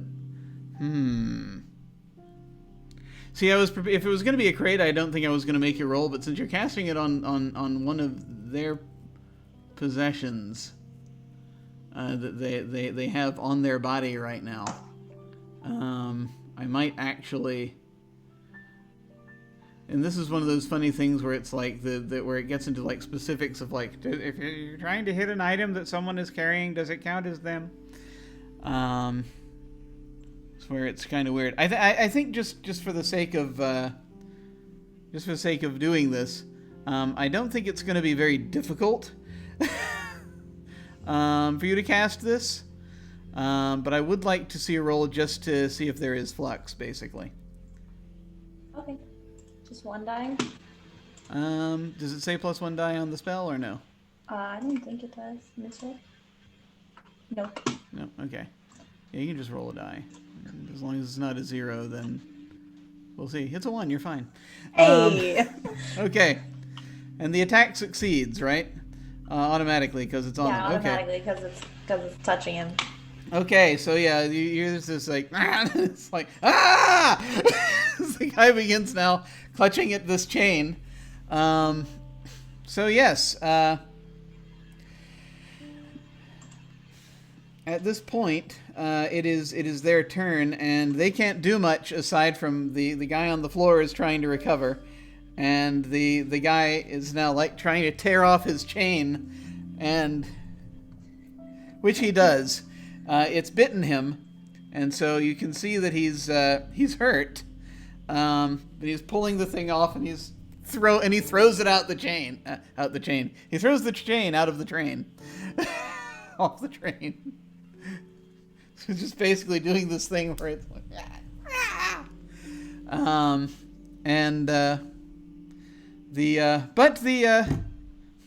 but the paper panther, jaguar, tiger creature is, however, very upset at Shah and is going to try to attack it with its one remaining claw. So it is coming at you. It is now only going to be a challenge of 3 to get out of the way because it's a bit hampered now. It's down one limb and only has 3 limbs left. That's right.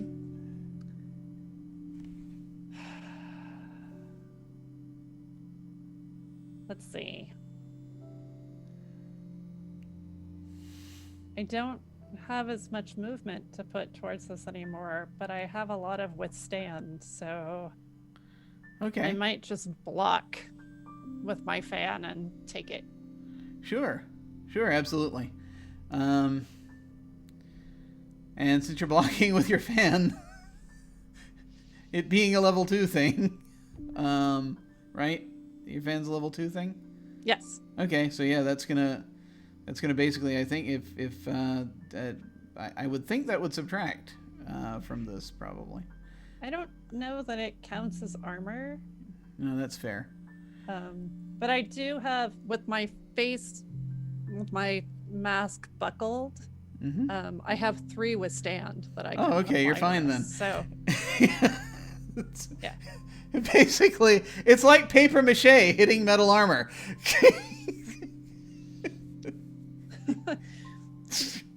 He tries to come at you, claw you, and he basically bats at you, and it's like nothing happens. Shaw hisses.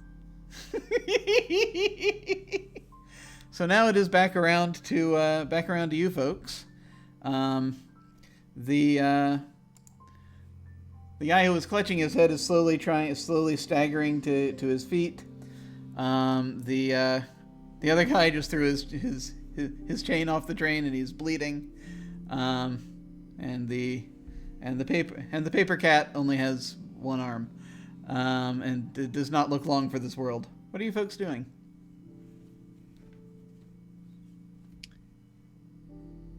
I'm going to recover a pool. So Shaw basically pulls back into the corner a little bit, and you see her pull the cage up to her face and start muttering, like, quietly in the corner. Okay, absolutely. Is there a roll associated with that, or do you just No, recover? it's just a recover move. It's just that Yeah. that recovery one action. I can recover a pool in one action. Oh, a pool. Okay, that's right. I'm sorry. I was thinking of Cypher System for a second there. The how that goes. Yeah. Okay. I would like to light my sword cane on fire using. Also, I feel like this is very threatening to the paper creature. Yes. I just realized you have the ultimate paper tiger weapon. I do. I was waiting to see if you dispatched it. If not, I was gonna do this. I don't remember how many sorcery we determined that this is.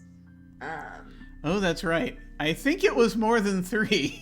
I think it was 3 or better. Just light my cane on fire? Yeah. So I mean, I think you can just do it and stab him. Because if it's, I seem to remember it being more than 2. So I'm asking because I have to actually cast that That's too. true. I have to detract that from my sorcery. I only have 3 right now, but I get -1 to it because All of right. Weaver Bolt. All right. Let me go ahead and pull up the thing then. 'Cause I didn't think it was a lot. I thought it was like 2 or 3. Maybe. Yeah. Let me check the thing real quick. Because you also used your glass last time, right? You poured. Yeah, I mean, I will 100% do that again. That's just like Boar style. Pour champagne along the blade and then lighting it on fire. Let's see.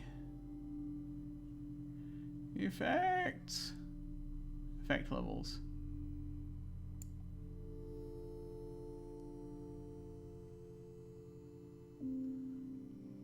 Where did it go? And I'll write down what we decide so in case I do this again. Sure. Hang on. I know it's in here.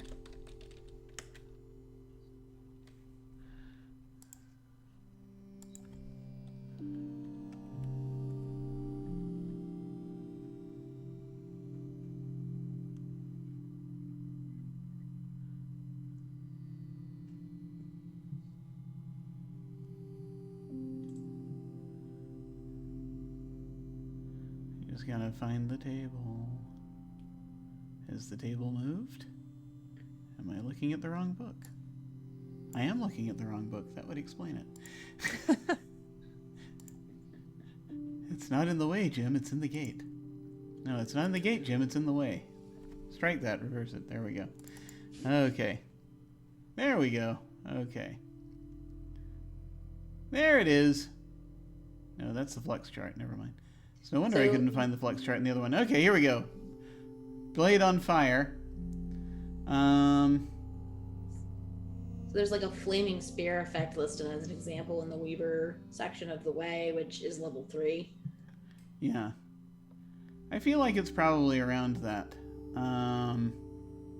Okay.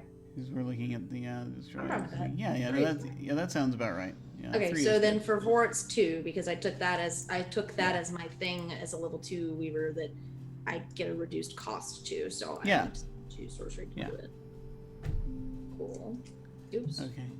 Cool. Okay, cool. So I light my sword on fire, champagne flute, and fire ablaze. And then yeah, if you'll let me on the same turn, try to just tap the. I don't even have to like hit it anywhere. Yeah, you don't have to do much. Just tap the thing with the flame. Sure. I'm just interested to see just to see if there's flux. I will 100% roll for flux if you would like Yeah. me to. Just want to see. That's all. Okay, we're good. Yeah, no, you just basically, you set this thing on fire and you lunge forward, and the thing immediately just goes up. It's just stab. It's like, ah! And it very quickly burns. As you now see this this burning paper leopard is now basically just trying to put itself out and is not able to because it is made out of paper. It's now rolling around on the ground and is not going to make it. So you've done that. So we have Mac and Aroshka.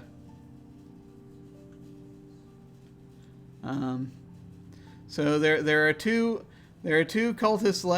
One cultist still tied up currently. And two cultists that have been hurt, one way or another. Okay. Mac is just going to kick up and dust himself off as he gracefully and as nonchalant as he can after crashing into a big pile of crates. Get up and then just do a less acrobatic kick, a sliding side kick to the guy's head, the one that he was targeting before. Awesome. Okay. So this is down to 6 now. Okay. So it's down to 4 from the martial art. Then we'll use another accuracy beam. And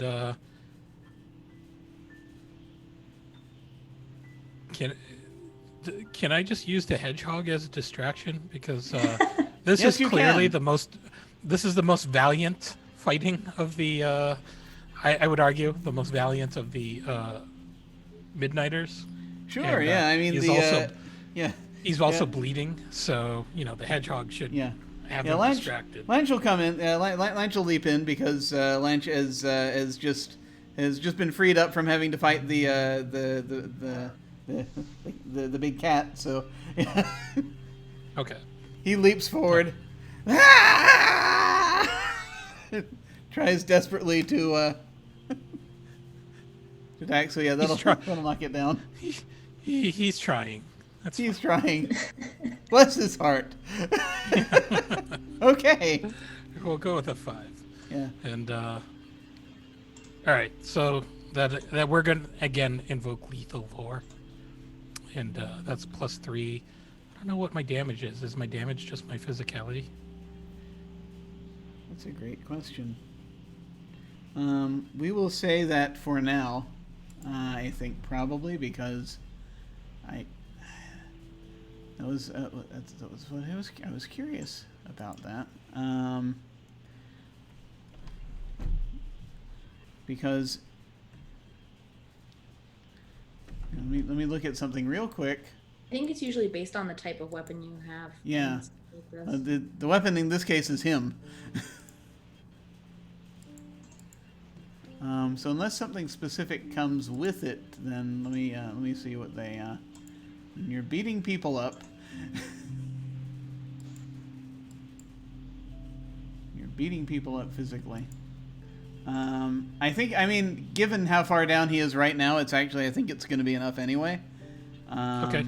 But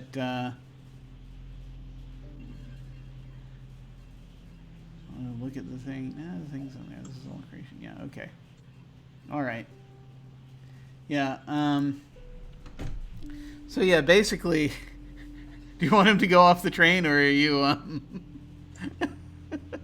No, Where do you I wanna want put him to I want him to basically flip so hard from the impact that he face plants on top of a hedgehog. Okay. Yes. So there's this moment. You basically come at his head, and he flips over and falls down, and you see these spikes come up through his chest. He Even falls then, down on Mac top is of just Blanche. And then just like, whoa. Did not see that coming. And Areshka, what would you like to do? I was going to go to whichever one of the cultist dudes is closest to me and touch him and do drain magic and steal 2 of the sorcery. Yeah, there's only one. There's only one left who's standing Well, right now, and he's not doing too well. I'm gonna go steal sorcery. I'm just gonna walk up and like pat him on the shoulder and be like, "Hey." What? And so, yeah, he's gonna try not to let you touch him, but he's normally this would be at 6, but it's down to 5 now because he's messed up right now.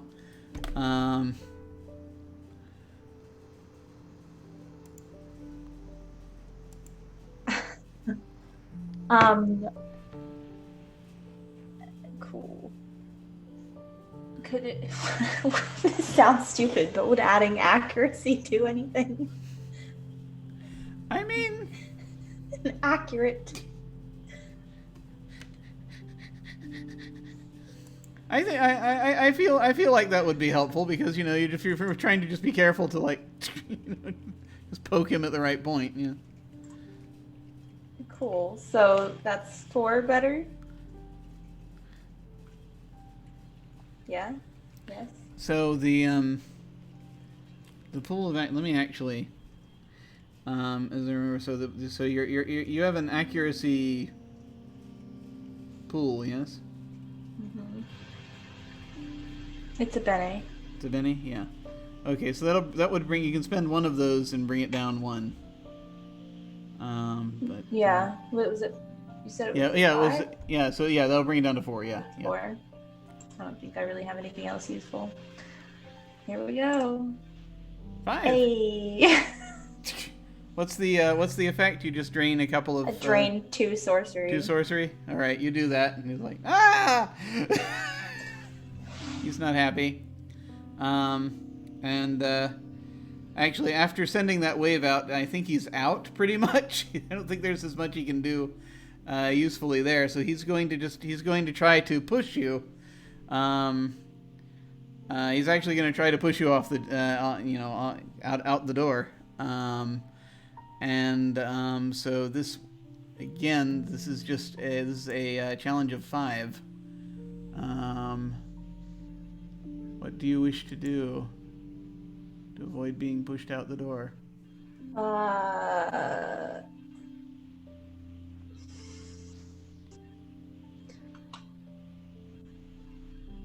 Well, could I use withstand again Yeah. and add like a physicality to it? Yeah.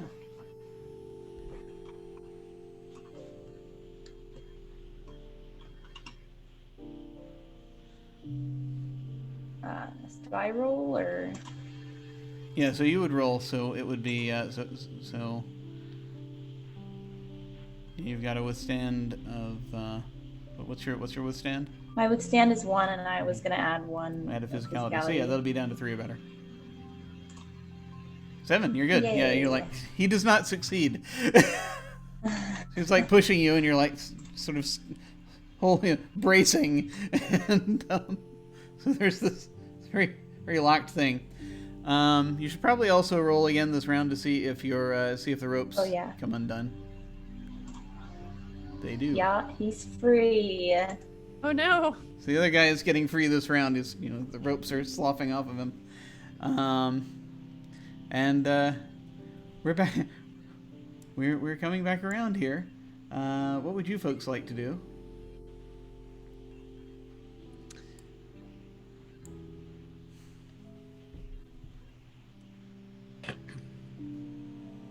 Surveying the room. So we have the one guy who is getting out of the ropes. We have one guy that looks real bad, but that's still up.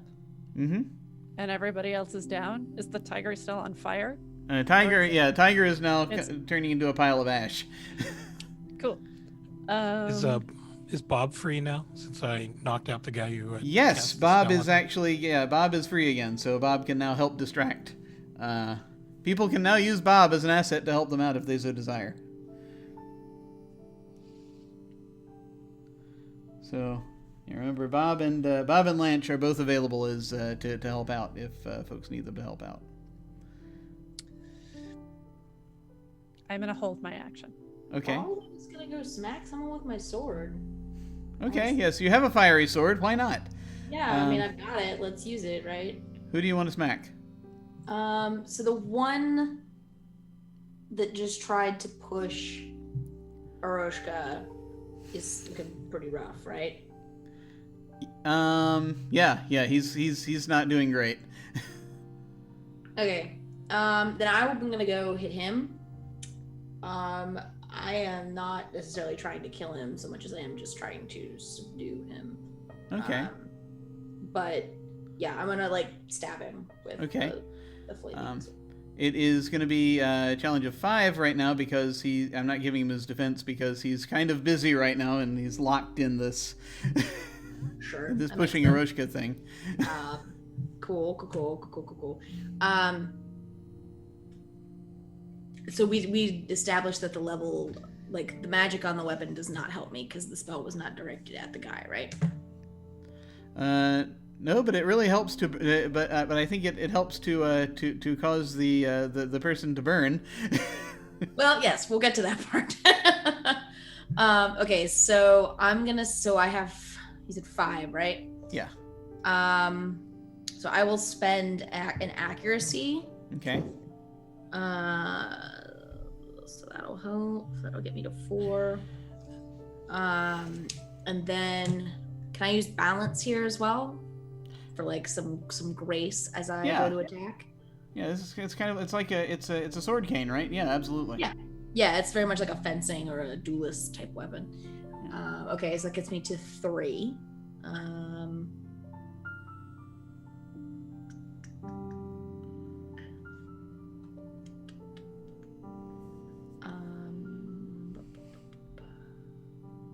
just gonna go for it. Righto. Oh no. No. Well, I'm not using magic, so there's no flux, but No, thankfully no flux. but it is. But yeah, you slash at him, and you actually do you get his attention. Well, yeah, it's the sword's on fire. As he's now trying to dodge both you and Aroshka at this point, so he's now kind of you've got him backed up a bit. We're all over there now. So who else?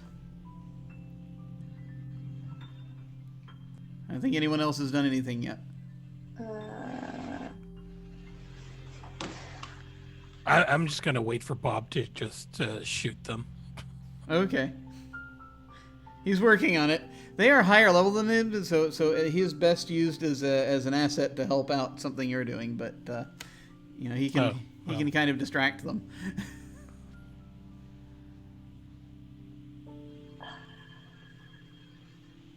Is the guy that tried to shove me out of the train the same guy whose chain I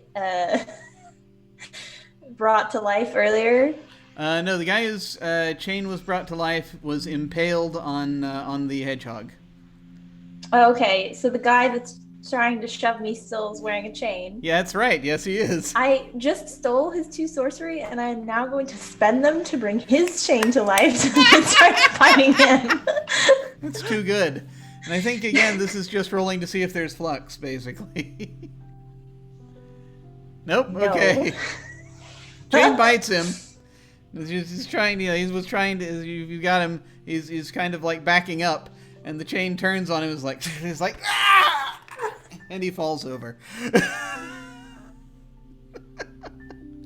Like, serves you right. So now there's only one person left who is the one who just got out of the ropes. I haven't done this in a game in a while, so Mac is going to sneak up behind him and German suplex the guy.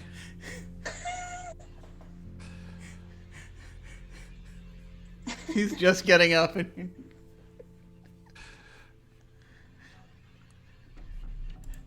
Let me see here. Wait, I have to remember how that works.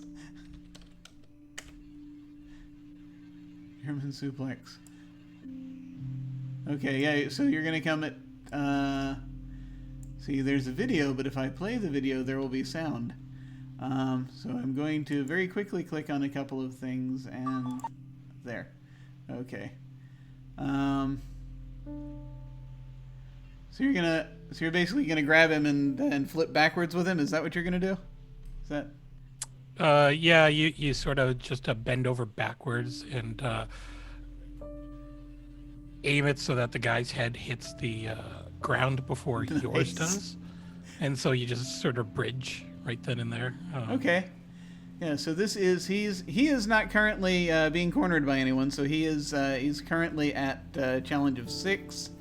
And what do you want to use against him? So that'll be my martial art again. Okay. So that's 2. We'll use my 3rd accuracy beam. Okay. So we're down to 6, 4, 3. Mm-hmm. And he's too busy dodging crossbow bolts. Sure, to, absolutely. Yeah. So I was just like swinging from the thing. It's like. That would be really terrifying to see an orangutan just hanging out, shooting a crossbow at you. Yeah. So it's 2 or better right now. 2. That's exactly what you needed. So yes, you grab him, you suplex him, and pull him back, and he's now you now have him where he looks like he is not doing great. He's not completely knocked out at this point, but he's still moving. But you've got him on the ground at this point, and he's just like yeah.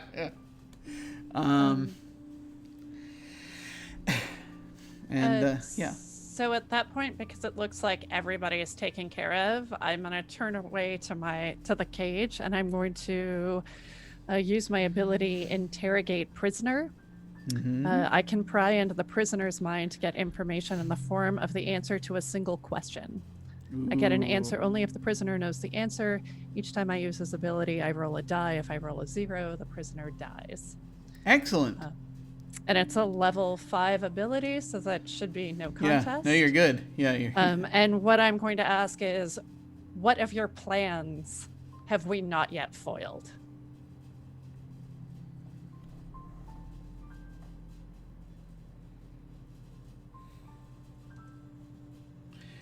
So do you roll the die before or after they answer the question, I think is the question. It's an 8. She is not dead. Okay.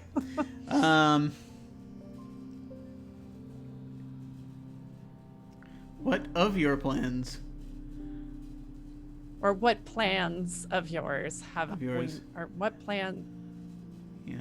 What of your plans... Yeah, what of your plans have we not yet foiled?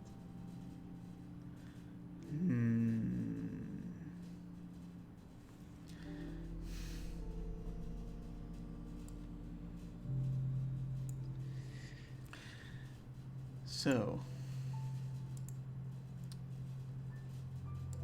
when you do this, I'm actually curious what this looks like. I think it looks like, Shaw had brought the small cage up to her face. And I think that it looks like her whispering the question into the cage, and then sort of putting her finger up to the cage and plucking the thought and putting it to her forehead. So it creates like a string of attachments. And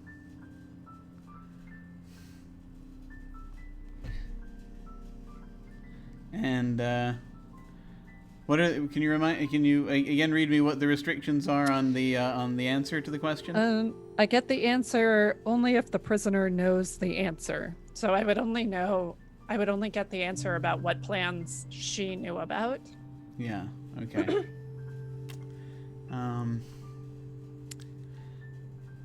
But she And- can't lie to me because I Okay. am like literally just going into her brain and pulling out the information. It's interesting. That, you know, you say, and she's like, our infiltration of the Church of Midnight. Oh, They say they're infiltration of the Church of Midnight? Yes, she did. I like how basically Mac. Oh, wait, can we hear this too, or is no, it just, because I would just have no. pulled it out of her head. Yeah. Okay.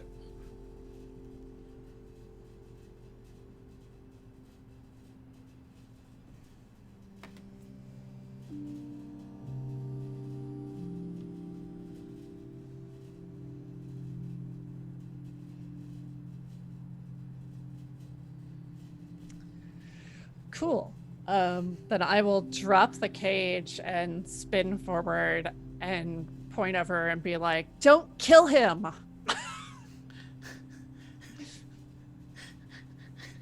He's just like, he's trying to crawl away right now. Mac is just going to pin him down by pressing his foot over the guy's back of the knee, He's just like, back of that guy's knee, just to just hold him there from crawling away. he's just now hitting the, he's hitting the, tapping out. the floor. He's trying to, he's like, no. If I can use a second to recover some sorcery, then I would Yeah. like to. I would like to read this man's mind, please. Yeah, we're out of combat at this point because Perfect. So then everyone's I either dead or, perfect. Then I would like to read this Confused. man's mind, please. okay. Do I need to roll for that? It is it's a level 2 ability. It's a level 2 ability. There is a degree of, I'm just going to say that as distracted as he is right now and as close to death as he is right now, that you can, if you just take a second, you can do it. Okay. So what are you looking for? Then I am going to look for anything related to the Church of Midnight, because Ford has a very personal reason for wanting to stick it to the Church of Midnight right now. So Okay. I was actually, up until we found out, well, up until a few seconds ago, I was intending to give this person a message to take back to Infilosa. I don't know if that will actually end up happening now, but Well, looking for anything related to the Church of Midnight. well, he is, this guy is a member of the Church of Midnight. He's very, perfect. yeah, he's, so he's mentally handing out the flyer. Ask me about the Church of Midnight. He is, basically, he has joined the Church of Midnight, as a way to better express himself, because he basically was having trouble doing so at home, and he was trying to sort of use demonology to work through his issues of basically personal dread that he gets that he had in his home life. So he finds he's much happier as a demon worshiper than he was in his ordinary mundane life before. So he's very grateful for that. Does he know why they were doing this ritual? Like, what was behind it? Oh, this, yeah. This is basically this ritual. Hang on. This ritual is Gesundheit. Yeah, this ritual is basically to gain a dark blessing from a demon of the red, essentially, and they were going to basically become more fortunate for about the next month. And everyone else on the train, if they had completed the ritual, was going to gain a minor curse that would last for a little while. Is there a reason why they wanted to be especially lucky for a month, though? That's what I'm really digging for. Like, was there a reason beyond just the end result of the ritual that they were doing this? He may not know, and that's totally fine. But if it's there, I want to find out. He just wanted to, as far as he was aware, he just was going to use it to go basically go back to his home neighborhood and deal with a bully that had troubled him for a while. Okay, so he doesn't know like the master plan. No, he does not. That's fine. All right. Well, I'll maintain the link in case anyone wants to hop over here and ask something so that I can see his thoughts while we're talking to him, if we want to talk to him. Do you relay that to us? Yeah, I'll relay everything that I just found out. So, which is not really much more than what we already knew. But yeah. Shaw will kind of like look confused and look back at the cage and be like, then they weren't all working together. What do you mean? Well, she shakes the cage, like kind of rattles it. This one was trying to infiltrate the Church of Midnight. Interesting. And the guy just sort of laying down there is like, what?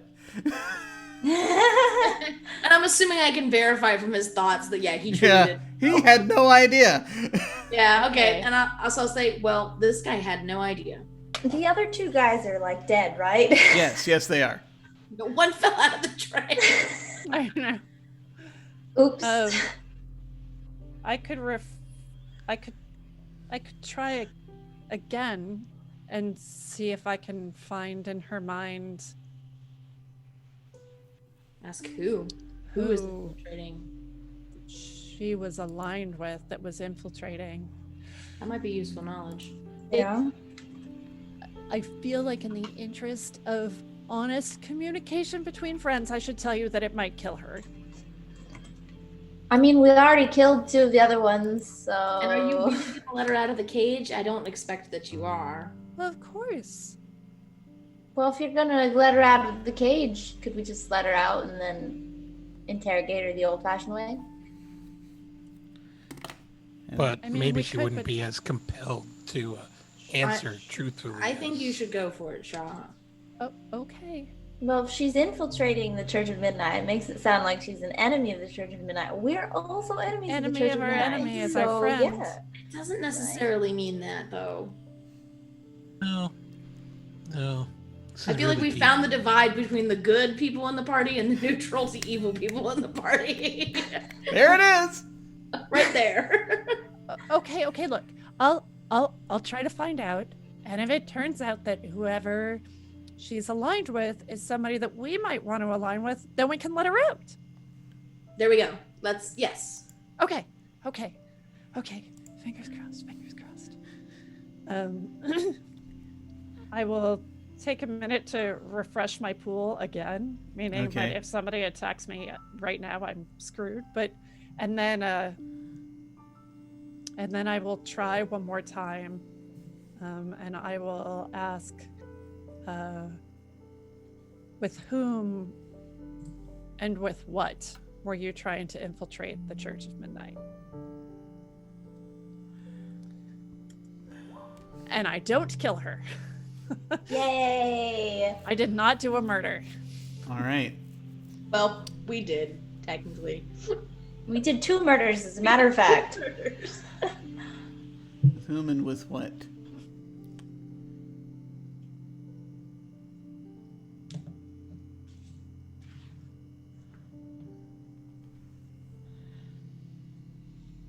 We are the Vespertine.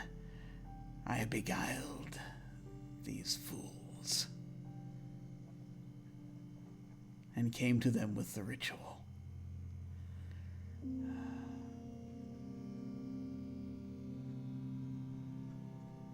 To what end? know. I mean, I guess maybe the Vespertine needed the luck to infiltrate, or needed the luck to infiltrate the people, or needed... I don't know. Does anyone know what the Vespertine is? Does anyone know what the Vespertine is? I don't think so. That is an excellent question. Dear Jim, do we know what that is? Yeah, I go over and nudge the guy on the floor. Do any of us know? Do you know who the Vespertine is? Is that like a band? Oh my god. Is he lying? I'm still in his head. No, he's not. He has no freaking clue who the Vespertine are. All right. Yeah, I'll just This guy say is the lackiest of lackeys. And Oh god. Mac is going to cast a spell. He's going to actually send a psychic missive out. He's going to send it to Charles Abernathy, okay. and it's just going to say, do you know anything about the Vespertine? And one part of the psychic missive is that if Mac spends an additional sorcery on it, the recipient can respond back in a essentially a tweet. Yeah. All right.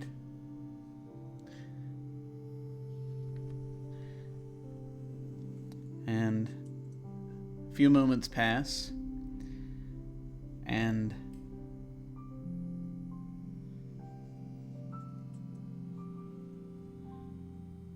then the response comes back from Charles that says, "Only in rumors. From what whispers I've heard, they seek the annihilation of everything. And I think that is probably actually where we're going to bookmark it, as the Church of Midnight here is defeated, and the ashes of the paper golem you just fought blow away out through the train door. Happy anniversary, everyone." Happy anniversary, Jim. Right.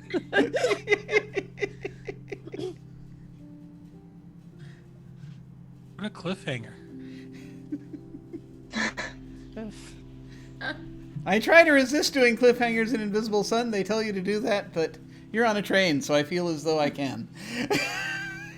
All the rules are out the window on a train. I feel like this is like the Invisible Sun equivalent of I'm on a boat. Yeah, kind of. All right. So, we have come to the end once again. Let us go around and find out. It's in the end, just where folks can find. Let's tell everyone where they can find you, and any final thoughts you had about this session. And we shall start with Danielle. Are we gonna do Join Despair as well? God damn it, we're gonna do Joy and Despair first. I can do it as part of my outro. No, it's all right. No, you're right. We got to do Joy and Despair first. Let's do that. We'll go ahead and we'll go around and do Joy and Despair. Thank you for reminding me. I will go. Let me get to that place in my. I was too excited. This is episode 31. Holy crap. Okay. So actually, no. I'll go around. We'll go around the regular way first and go ahead and do Joy and Despair. Shah, do you think you picked up any joy or despair today? I absolutely got joy today. Yes. You got to interrogate someone. I did. And I didn't do a murder in the process. That's true. And I did good battle moves. I think Shaw's feeling really good. That's cool. Awesome. All right, let's go ahead and head over to find out for Aroshka. Arras, do you think Aroshka got any joy or despair today? I think joy, because bringing those chains to life and letting them bite the shit out of people was a wonderful life experience for Aroshka. It was. Specifically. Absolutely. And let's see, down over to Mac. Did Mac get any joy or despair today? I'm going to say that he got joy. Yeah, plenty of reasons to get joy. I mean, he used one of his newer goetic powers for the first time. Yeah. Awesome, awesome. Used it to beat up cultists. Met an incredibly overeager hedgehog. It was always a very chill orangutan. I just want to point out that in business terms, that's hilariously ironic because hedgehogs are used to describe conservative or risk-averse executives who have to make decisions. Yes, and I think orangutans are supposed to be kind of more a little more active there. So yeah, I kind of flipped it. Yeah, but it's very strange. And Danielle, do you think Vor got any joy or despair today? I will round out the Joy Club because there were so many reasons for Vor to get joy today. She has a particular hatred for the Church of Midnight, so kicking a bunch of them out of train cars is exceptionally fun. She lit the paper monster on fire. She got to use her new Shepherd's Minds abilities and read a bunch of people's minds. It was a good day. It was. Good morning. Still early. Could go wrong. It's a good morning, yeah. Now, The day's still young. the day's still young. But for now, Vor is feeling pretty good. Yeah. And yes, everyone does get an acumen for defeating these for defeating the Church of Midnight, for defeating the Midnighters and preventing their the ritual that they were about to do.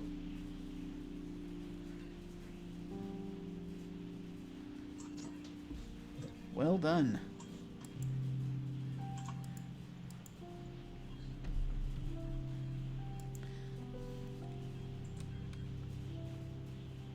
All right.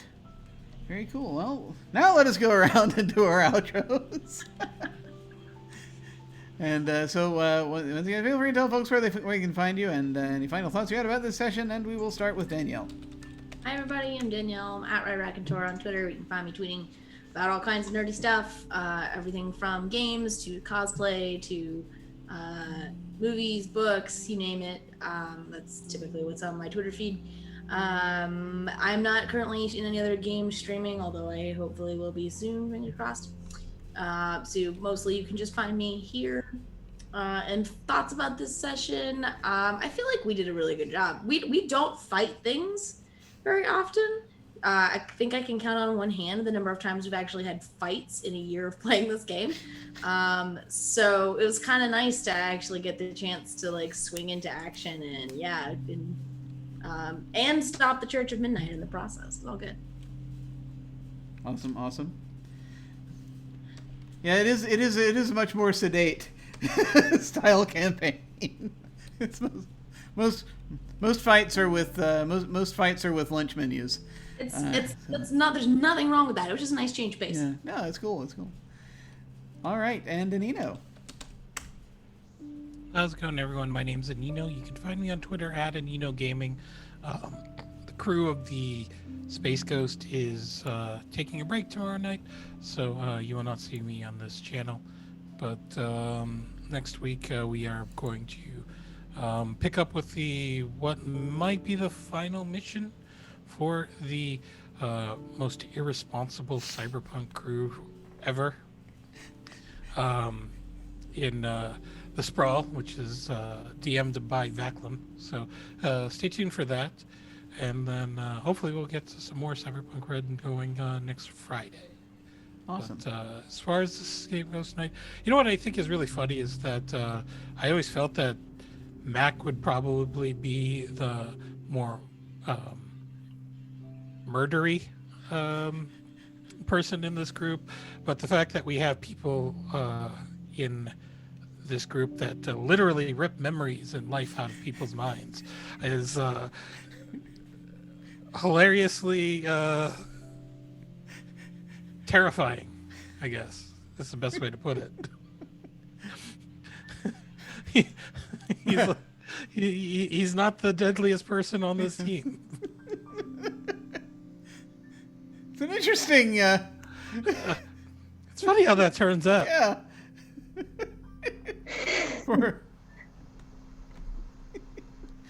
for for Mac to be the safer one. Yeah, that's the strange thing.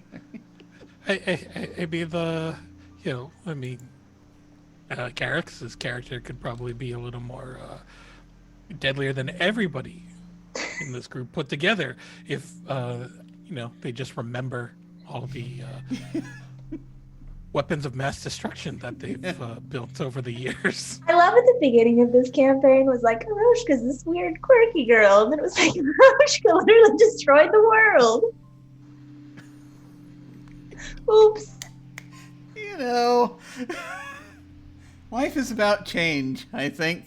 But speaking of destroying the world, Arras, how's it going? Hey, I'm Arras, or Animus Panthera, or Animus.Panthera, depending on which platform you're on. But you can find me almost anywhere under that handle, but mostly on Twitter. It's where I spend most of my time. And I love talking about gaming and cosplay. And I'm a real-life zoologist, so I also love talking about animals. The only place you can watch me playing games online right now is here every Saturday. We're going on a hiatus soon, though, so get your views in now. I'm also giving away a set of dice every month this year. So if you go over to my Twitter, you can find out how to enter to win this month's dice. Very cool, very cool.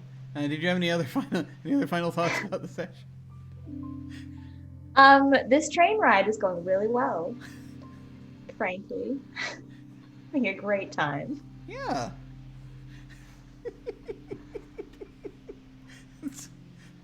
It's just interesting to see. I've been using pretty much everything. It's funny because I didn't know the portion of the directed campaign that's the train ride says to use, just use whichever pieces of this you want. And at the beginning I was like, okay, maybe I'll use maybe 3 or 4 of these. I'll use it. I've used everything so far, almost everything has made it in. There are like a couple things left, and I feel as though those are probably going to make it in too. So it's fascinating, just how this goes. But finally, over to Djinnaya. Hello, my name is Djinnaya. I play good games with nice people. You can find me on the internet, which is where we all are now.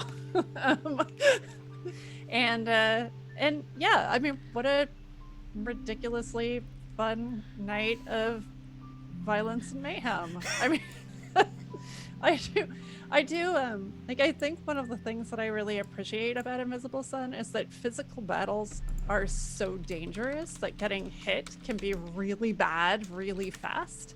But that also, as the further you get into it, it's true. Like, the scary thing is not so much being pushed out of the train. The scary thing is having your memories ripped out of your mind, or your soul moved somewhere else, or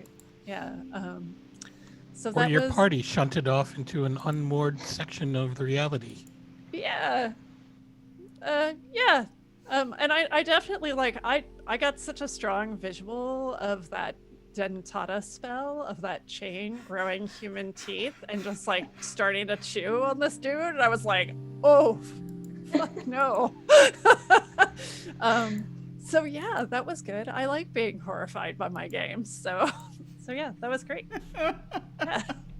Yeah, that was definitely a thing. Wow. Oh man.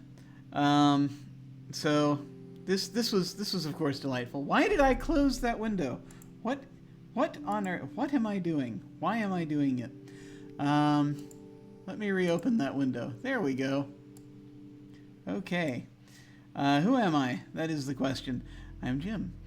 This is my channel. You can find me at OtherDoc on both Twitch and Twitter. My website is jimyesthatjim.com, where you can find my Geek Observation podcast and links to my various other podcasts, audio dramas, writings, and such. I have links down below to my website, Twitter, YouTube channel, and some of my fiction and games I've been working on, along with links to game signups and applications to join the Discord. Once again, just as a reminder, we still have the we still the crew of the Sprawl still has the Bail Project donation drive going.